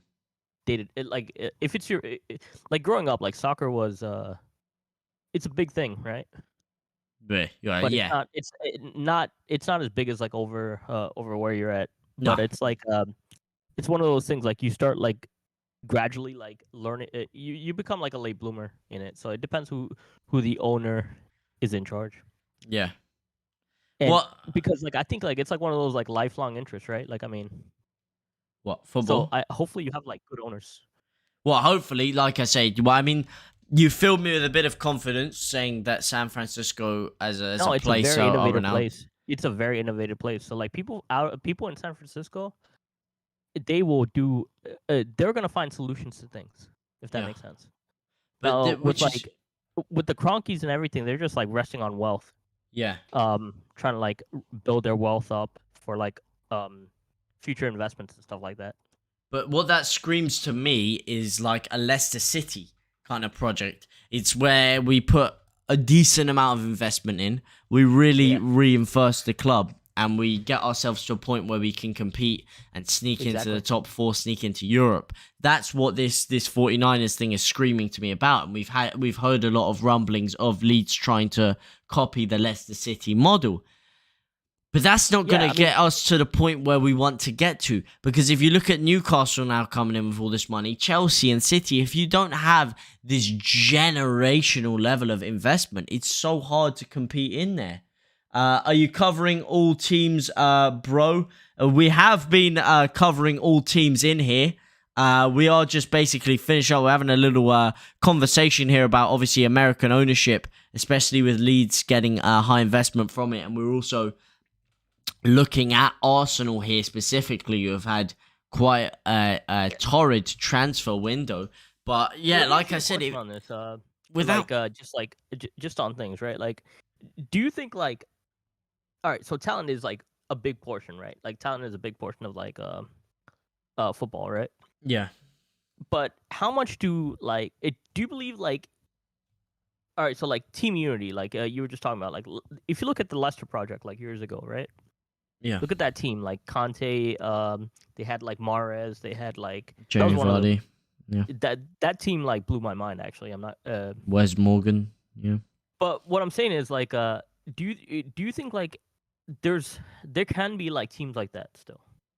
Like Yes. it's based on the coach and like, it's based on like the development of the development Well, of players. no, that was a 1 in a million. That was an absolute 1 in a million. You are not likely to see that for. I mean, everyone had an off year, and realistically, that was Arsenal and Tottenham's biggest Yeah, chance, and they both bottled it.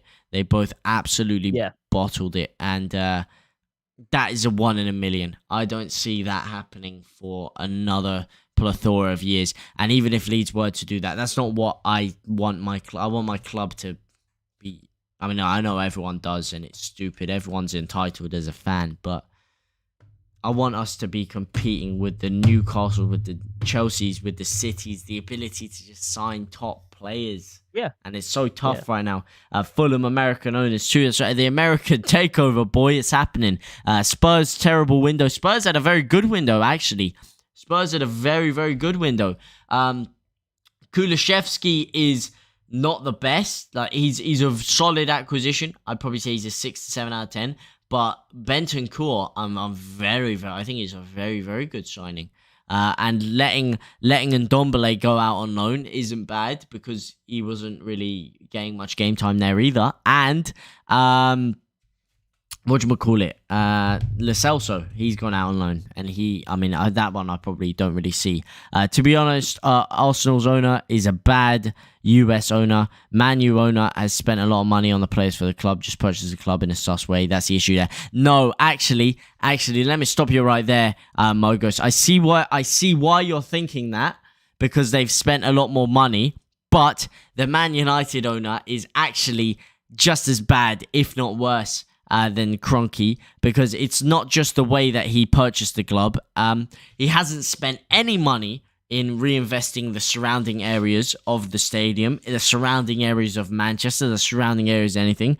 He hasn't spent barely of his own money on the squad. The approach they get, the people that they have in charge don't know what they're doing. It's a complete scattergun approach. They just try and buy anyone and everyone. And yes, they spend a lot of money, but the only reason they spend a lot of money is because Man United are by far and above the biggest footballing institution in this country, and they generate so much revenue that they're able to spend so much money. The Glazers are not good owners at all, and if they had actual proper owners, they're like, even if they had FSG would probably be spending the same amount the Glazers do right now, just because Man United earn that much more money than Liverpool, that they'd be able to go out and spend that kind of money.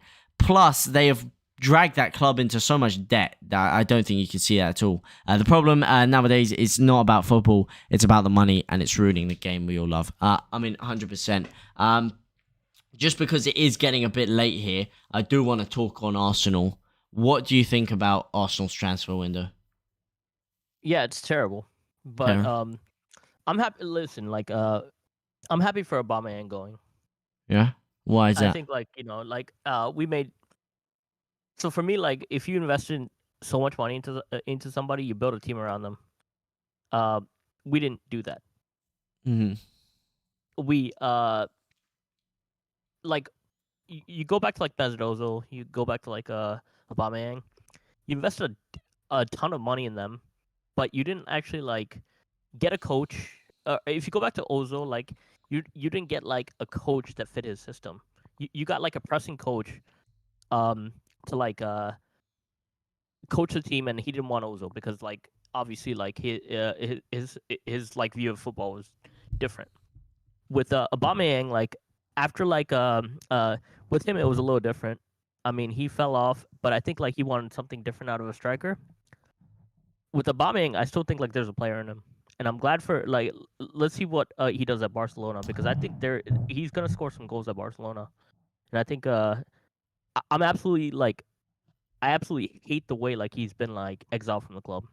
Yeah, but do you not think that that's partly his own fault? I mean, yes, there's obviously a talented player under there. You don't go from scoring that many goals to not. Like it does not happen at any other like top 6 club.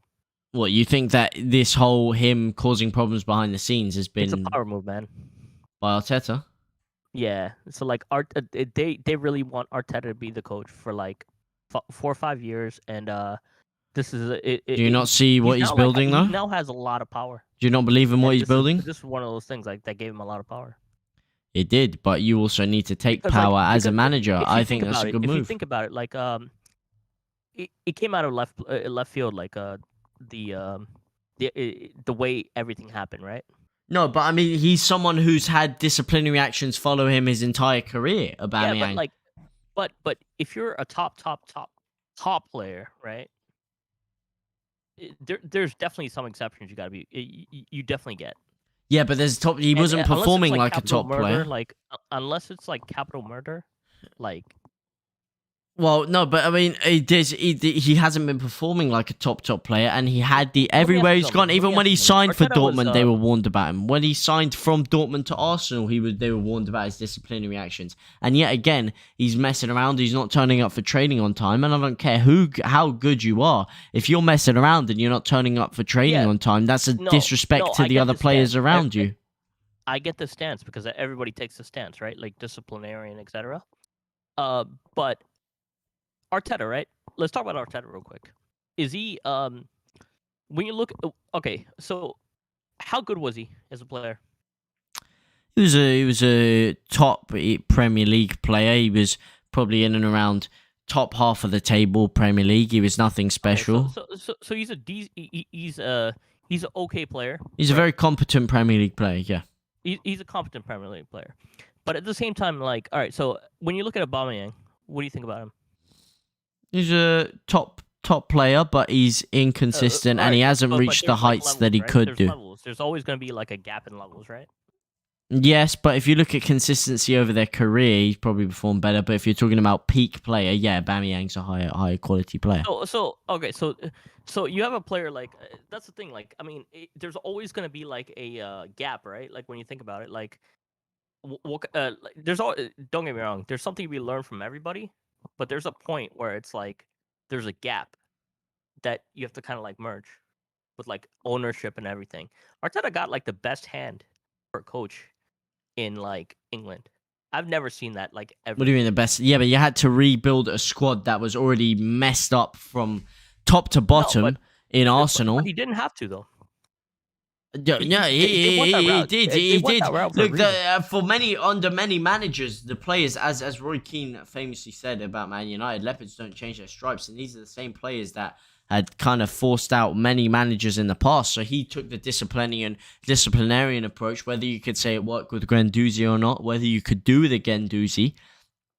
You got to back the manager at some point, and he wanted to. That's the thing, like, and when he stopped playing, Aubameyang, your performances started improving. But that's what I'm saying. It's like there has to be like with top players, in like competitive advantage. There's things you gotta like actually like acknowledge with that. No, but do you though? Because would Pep Guardiola did not do that. Like I think they had a team right of young people. Because it was easy. It was the easy route. They chose that path for a reason. What? Getting rid of who? No. Like a young team, like very impressionable people. Young coach. Like they chose that for a reason. Yeah, because they needed to get rid of the old guard who were constantly letting managers down, like, screwing them over. I mean, they did it to Wenger. They did it to Wenger. They completely screwed Wenger over. These players. Did they? Okay, of course they did.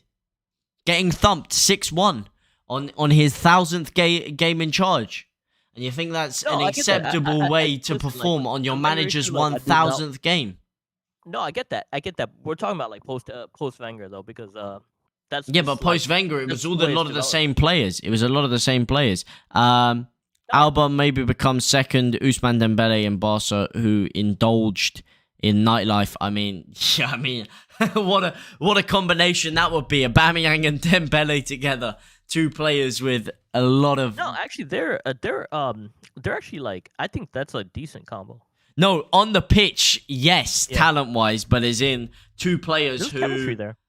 Yes, but two players who like to mess around a lot off the pitch is the angle he's going for there. Oh, yeah, but.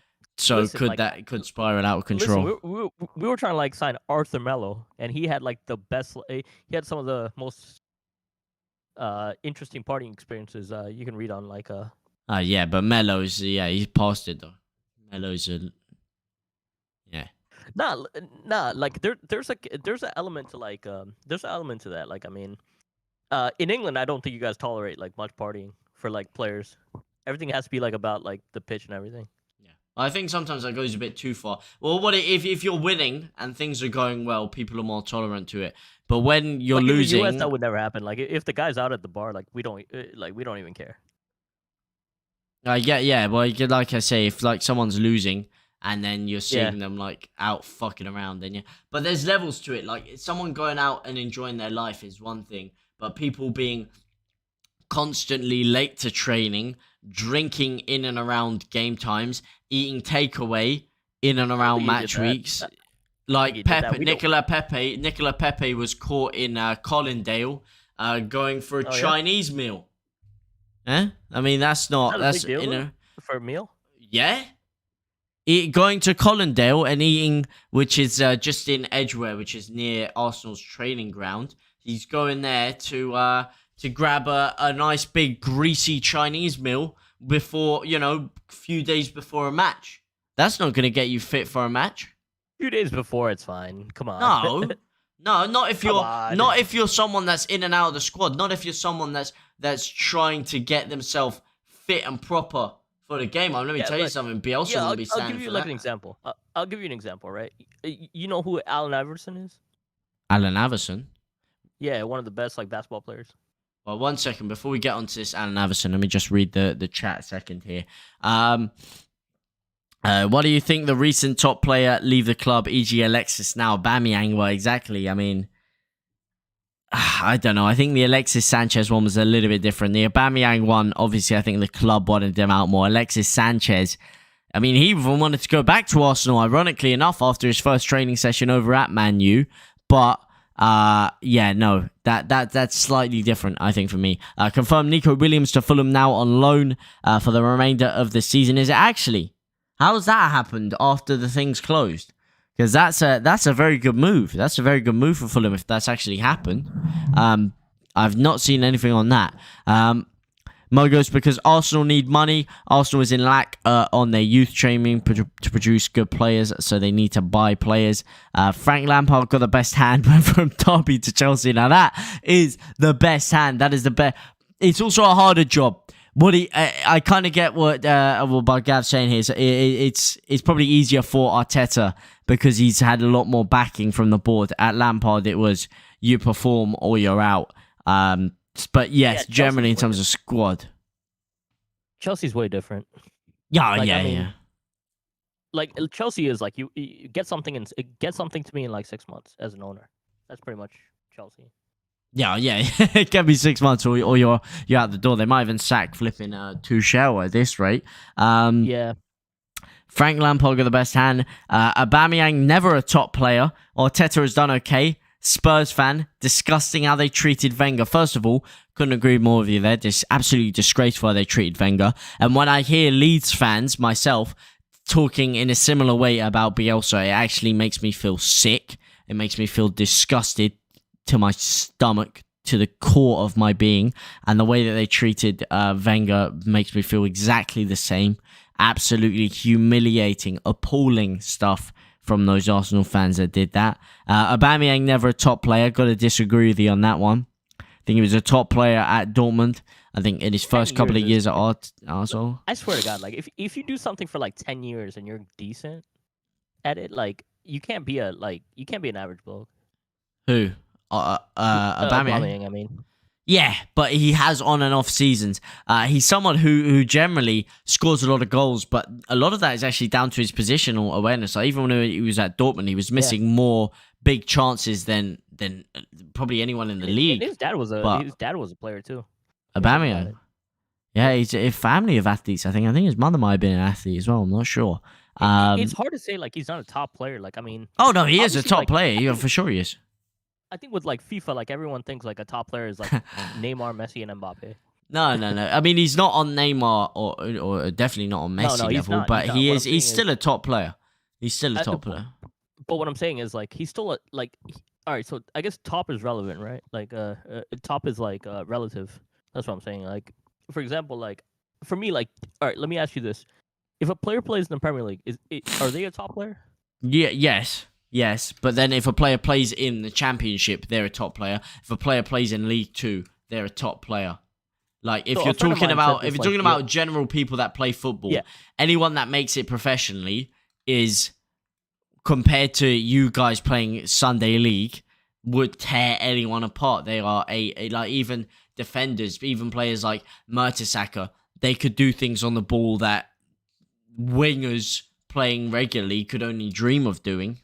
But when we say top players, we compare to Tyler Roberts' place in the EPL. So a friend of mine put it this way. Like I mean, a friend of mine put it this way. If you can like, I guess you guys have a 1K test, which is like 10 sprints like back and forth the pitch. Yeah. If you're like a Premier League player, you can do it under like 2:15. Yeah. I guarantee you, like a lot of people can't do that. What? 10 sprints in what? 2 minutes 15? Yeah, 2 minutes 15. Oh, fitness wise, yeah. Fitness wise, of course, a lot of people can't do that. Yeah. So like, and even slow players are. Oh yeah, they're quick. Like these slow players, just because they've got like 38 pace on FIFA, they're actually like in real life, they're pretty quick. But they're being compared to elite athletes. But obviously, when we are just talking in the context of Premier League football, when we say top player, we do distinguish it in that way. And as you say, he was the top player at Arsenal before Saka showed up. I don't even think Saka is. I think their best two. I think Arsenal's best two players are actually. I think even when Aubameyang was there, I think Nicolas Pepe. I mean, I think again, as we touched on before, hasn't got the professionalism right now to get the best out of him. But Pepe and Martinelli, for me, are Arsenal's two best. And I think Saka and maybe Smith Rowe. But I'd put Pepe and Martinelli both above Saka and Smith Rowe. Rooney doing a terrific job, by the way. He is doing a fantastic job. Got a last-minute equaliser the other day in like 94th minute.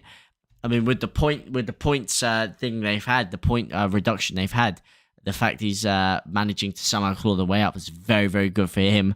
Alba is good in pace and accelerating, and Barca is in need of those kind of players that defeat the offside trap. Absolutely, and they've got Luke de Jong up front. They've been forced to, Xavi likes to play tiki-taka football, but because of the fact that all they've had is Luke de Jong up front, they've been forced to actually hoof the balls into the box and try and play target man stuff. So with Aubameyang, it will give them a lot more variety, and that's 100% right. Nico Williams wasn't part of the Fabio deal, but I don't know if it's... I didn't actually see him go through there. I may have completely missed that whole Nico Williams thing. Let me just check Liverpool here. Yeah, see, it wasn't here. I mean, maybe it's just happened here. Why Lampard will be it's a goodbye from us. Yeah, honestly, for me, Barcelona should win the Europa League now. When you think about it. What other teams are in the Europa League? There's some other big boys in there. I'm not sure if Barcelona are shambles right now. I mean, they're in the Europa League, but that's just based on circumstances. Yeah, but I mean, who? There's some other big teams that went down into it. All right, Napoli, Marseille, Rangers. Let me think. Who else here? Arsenal. West Ham. Wait, no, Arsenal also on there. Yeah, I was gonna say you finished 8th. This is some butch list. What's going on here? Why does it still have you in the Europa League? What? Yeah, I thought something was wrong there. You finished 2 points above us. All right, well, it's completely butched it here. I mean, they're definitely one of the favourites, but the fact that Barcelona are in the Europa League alone is weird. Dortmund didn't it? Yeah, Dortmund, man. Dortmund got knocked out of the cup. Yeah, Dortmund, big one, man. Bellingham, whew. Bellingham and Haaland, what a flipping combination there. Did you hear, by the way, Real Madrid are going to be paying Mbappe 800 grand a week? Oh my lord! No, they are. Huh? Is that? No, I doubt that. Yeah. Pre-contract agreement. Pre-contract. He's out of contract in 6 months, so he's going to go for free. They're going to pay him 800 grand a month. It's ridiculous. Probably more with add-ons and bonuses as well. Yeah. But because he's going for free, they're going to be... that makes sense. Yeah. Pro footballers could... Sorry? It gets passed down to... It gets passed down to his agents, basically. Who gets passed down to his agent? Oh, that. No. His agent's fee will not be part of that 800 grand a week. His agent's fee will be separate. They'll. But in fact, he won't need to pay an agent fee. I doubt his agent will get much because it's a free transfer. His agent probably won't get much. His agent might get a little bit because it's a free transfer, like you say. His agent, I guess he'll probably get thrown a few million. Probably get thrown a few million. Let me ask you this question on Mbappe. Do you actually rate the guy? Yes, but I don't rate... I do, but I don't think he's quite as good as everyone says.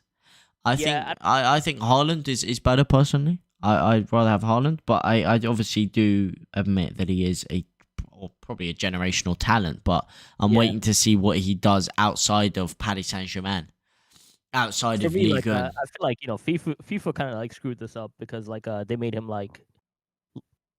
legendary. The game. So everybody plays FIFA and they pick Mbappe to the speed boost and everything. Yeah, but it's his swagger. It's the skills with him. I just don't completely see it. Nah, but it's his swagger and the confidence in the way that he does things. He's got that French cockiness about him.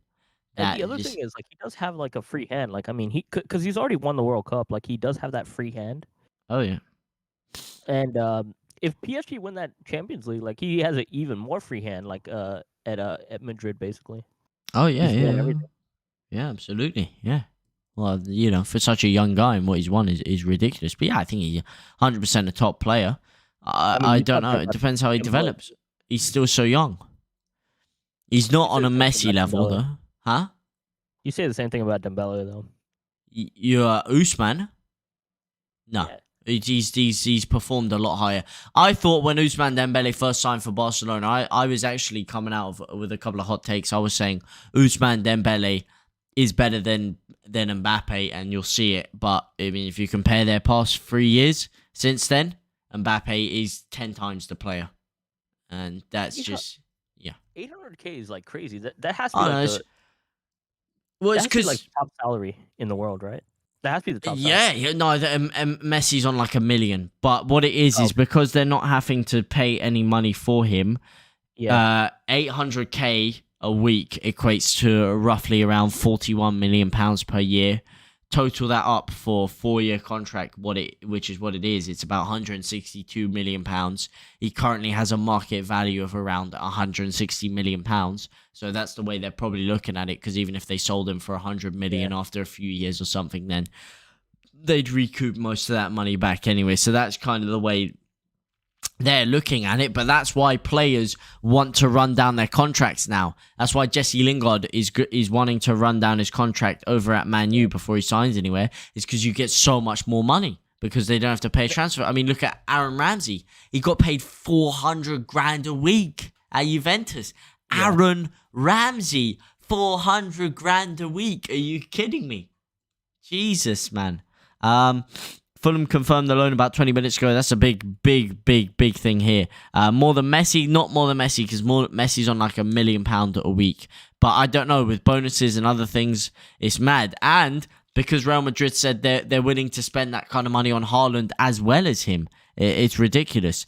Barcelona winning Europa. Villarreal better beat Man U in the final. United team was better than that current Barca side. Yeah, I don't know.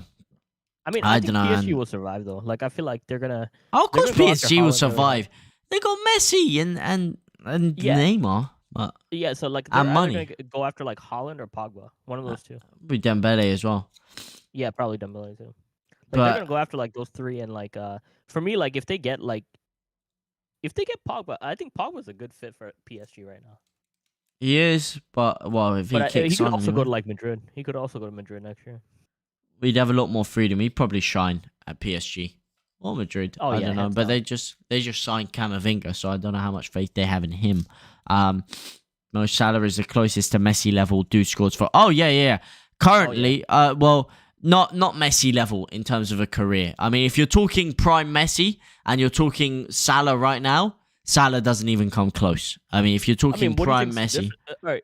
What's the difference between Messi and Salah?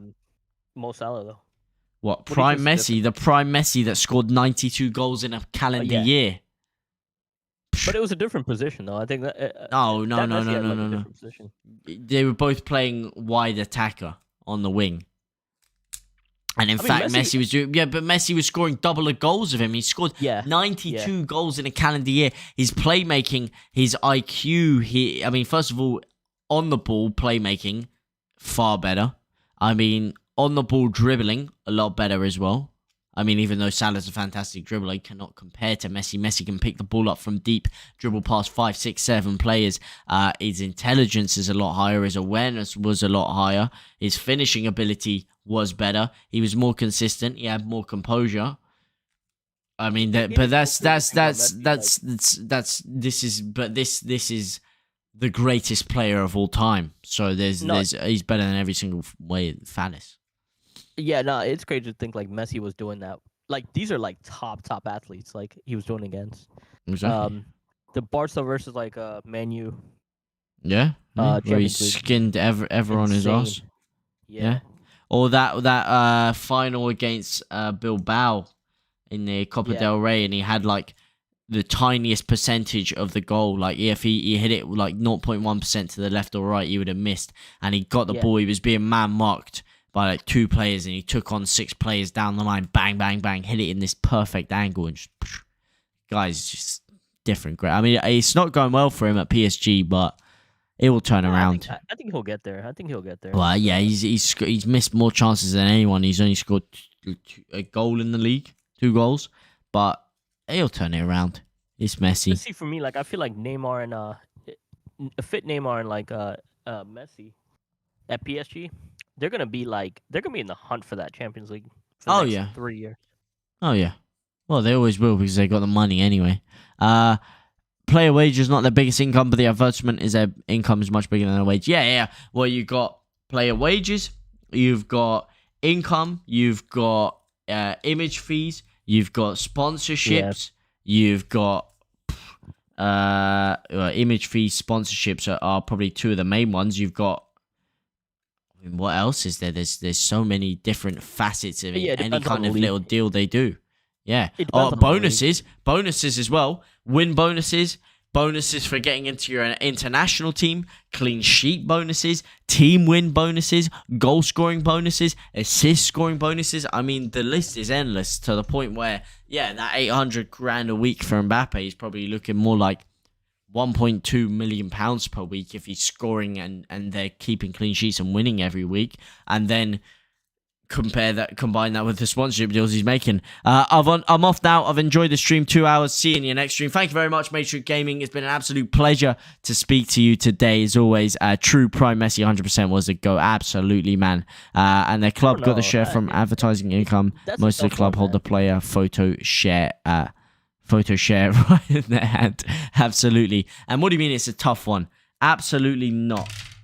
Like, listen, I mean, all right, so you saw Prime Ronaldo at like... You say, I was going to say Ronaldo. No, get the hell out of here. Ronaldo is, for me, second greatest player of all time. But the things Messi can do on the football... Oh, yeah, like as a player, like I think you dream about what Messi can do. Yeah, and the stats favor Messi. So there's... Okay, so like, all right, so here's the thing, though. Like, I feel like every footballer has his skills, right? Yeah. Like, I feel like if you look at like Ivan Toney to all right, so Ivan Toney to like random like wingers across like Premier League, right? Yeah. I feel like they can all like rainbow flick people. Yeah. But I feel like at the top level you can rainbow flick the top people. Yeah. I think that's like the difference, and I think like Messi. That's why you said that's because most people don't show that in games, right? Like Messi does that shit. He can do it. He hasn't even like. Well, he doesn't really do too many. He doesn't do too many fancy flicks like rainbow flicks and that sort of shit. He can, of course he can, but he doesn't really do it much. He's just such a good dribbler and his low center of gravity and his body strength. That's his main asset. He's not like a Neymar who's like flip flapping people and rainbow flicking it around. But the difference between Neymar, for me, like for a while, I thought Neymar was better than Messi. What? That is ridiculous. Ronaldo, some people may have Neymar. No, but they're more comparable though. No, they're not. No, you can compare Messi and Ronaldo because they are the two best statistically and the two best. The tricks, whatever, man. You compare. You can compare him to Ronaldinho. No, you cannot compare Neymar and Messi. Neymar is not on Messi's planet. No. I mean, there's a gap. Yeah, there is a gap. But what I'm saying is like, that gap is not that crazy wide though. Yeah, it is. It really is. Between Messi and Neymar, between Messi and Ronaldo, the gap is pretty big. Ronaldo better than Neymar. Messi. You think Ronaldo's better than Neymar? Of course he's better than Neymar. Not right now. Not at this current moment in time. Maybe you could say there's an argument that 36-year-old Ronaldo isn't better than prime Neymar. But overall, Ronaldo's 10 times better than Neymar. 10 times? Of course he... Yeah, man. Okay. It may sound harsh on Neymar. 10 times is pretty high, though. Okay, 10 times is a figure of speech because that's how much better Ronaldo is. Statistically, composure-wise, the work rate, mentality, doing it on the big stage consistently, turning up in final after final after final after final. Yeah. Man. Neymar says Messi and CR7 are better than... Yeah, of course he does. Yeah. I mean, I've grown up on Neymar, so like it's one of those things. Like growing up, I thought he could be like way better than like I don't know, like after the Barca move. I think he had the potential to be better, but I think the Barca move kind of helped him and kind of hurt him too. Yeah, but Like I think look, he had the potential to be very, very good. But he had the potential to probably. I mean, he's one of the greatest players of all time. Don't get me wrong. oh yeah, Neymar is phenomenal, absolutely nothing short of world class, and some of the things he can that is do world is class. Yeah. unfathomable.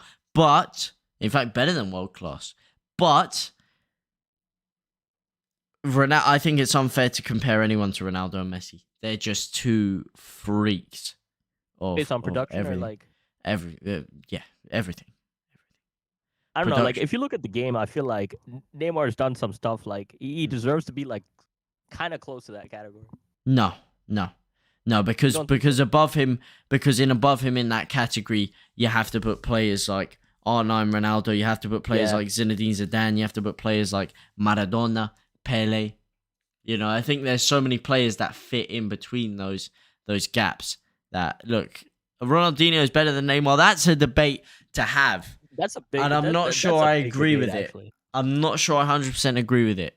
I don't know. It's such an interesting debate, those two. I mean, if you want to do that debate, like, let me know. I got some Brazilian friends. Absolutely.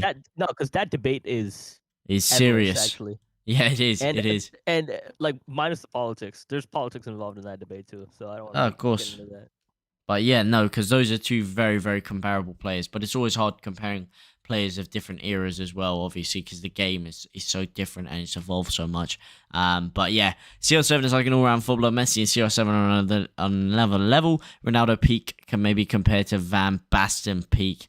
Yeah, but I mean, I don't know. Like with CR7, like it's the heading, right? Like, but it's the heading, the left foot, the right foot. Yeah, left foot. Goals right foot. from 45, 50 yards out. Rockets.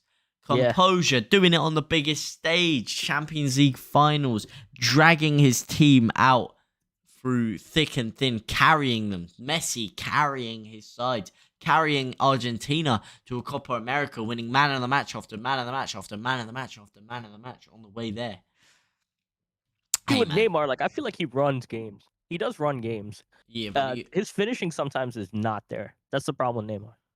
No, well, that's what I said. It's consistency, composure, and sometimes he does a lot of fancy tricks, but then not a lot of substance at the end of it. You know, he goes towards his own goals, and he's not actually contributing to the team. There's enough, like, all right, so maybe not the biggest games, but there's enough, like, substance to it, though. No, he is. Like, if you look at that PSG 6-1 comeback, he does deliver in the big stages. Of course he does. But sometimes he can be, like, I've heard fans say he's quite annoying because he's not really helping the team. He's an individualist rather than a team player. Sometimes he can be. But obviously, that's no indictment on him. He's still a top player. But what I'm going to have to say, lad, it is 1 a.m. for me now. Oh, my bad. Yes. You're like 4 hours ahead. I'm have this conversation all day. No, absolutely, man. And I'm very intrigued to have this conversation another time, especially this Ronaldinho versus Neymar one. But it has been a pleasure speaking to you. Oh, yeah. But I am going to go to bed now. Thank you. Thank you for tuning in. It's been a great chat. I was going to say, hit me up tomorrow. Like, we'll talk we'll talk about like random stuff. Yeah. Well, there's a lot of fighting to talk about as well. But also, I want to talk more on that American ownership stuff. Obviously, you have a lot of information from growing up in America. I mean, we could do a show on that. Like, let me know. I mean, yeah. Actually, it's a really good idea. Involved. I'll be 100% down. 100% down. Because it's very, like, a lot of American ownership in the Premier League. You know, it's really interesting hearing the stuff you're talking about San Francisco and stuff. But thank you so much for your time and coming on. And no worries, man. Fun. And I'll speak to you soon. Love, bro. But anyway, guys, like I said, it is 1 a.m. over here. Thank you guys so much for everyone that tuned in here. It is transfer deadline day. Transfer deadline day has slammed shut. What a day of action it has been. What a night of action it has been. Thank you guys so much for tuning in. It's been a pleasure. Hell of a lot of things discussed today. Unfortunately, not a hell of a lot of signings for my boys Leeds. Let me know how you guys thought your club did. Are you happy with your club's transfer policy? Are you sad that your club didn't make enough signings or didn't get the job done that you wanted? Let me know, of course, how you thought your boys did. But for now, guys, thank you guys so much. It's been an absolute pleasure And I will see you guys very, very shortly. Au revoir, my boys.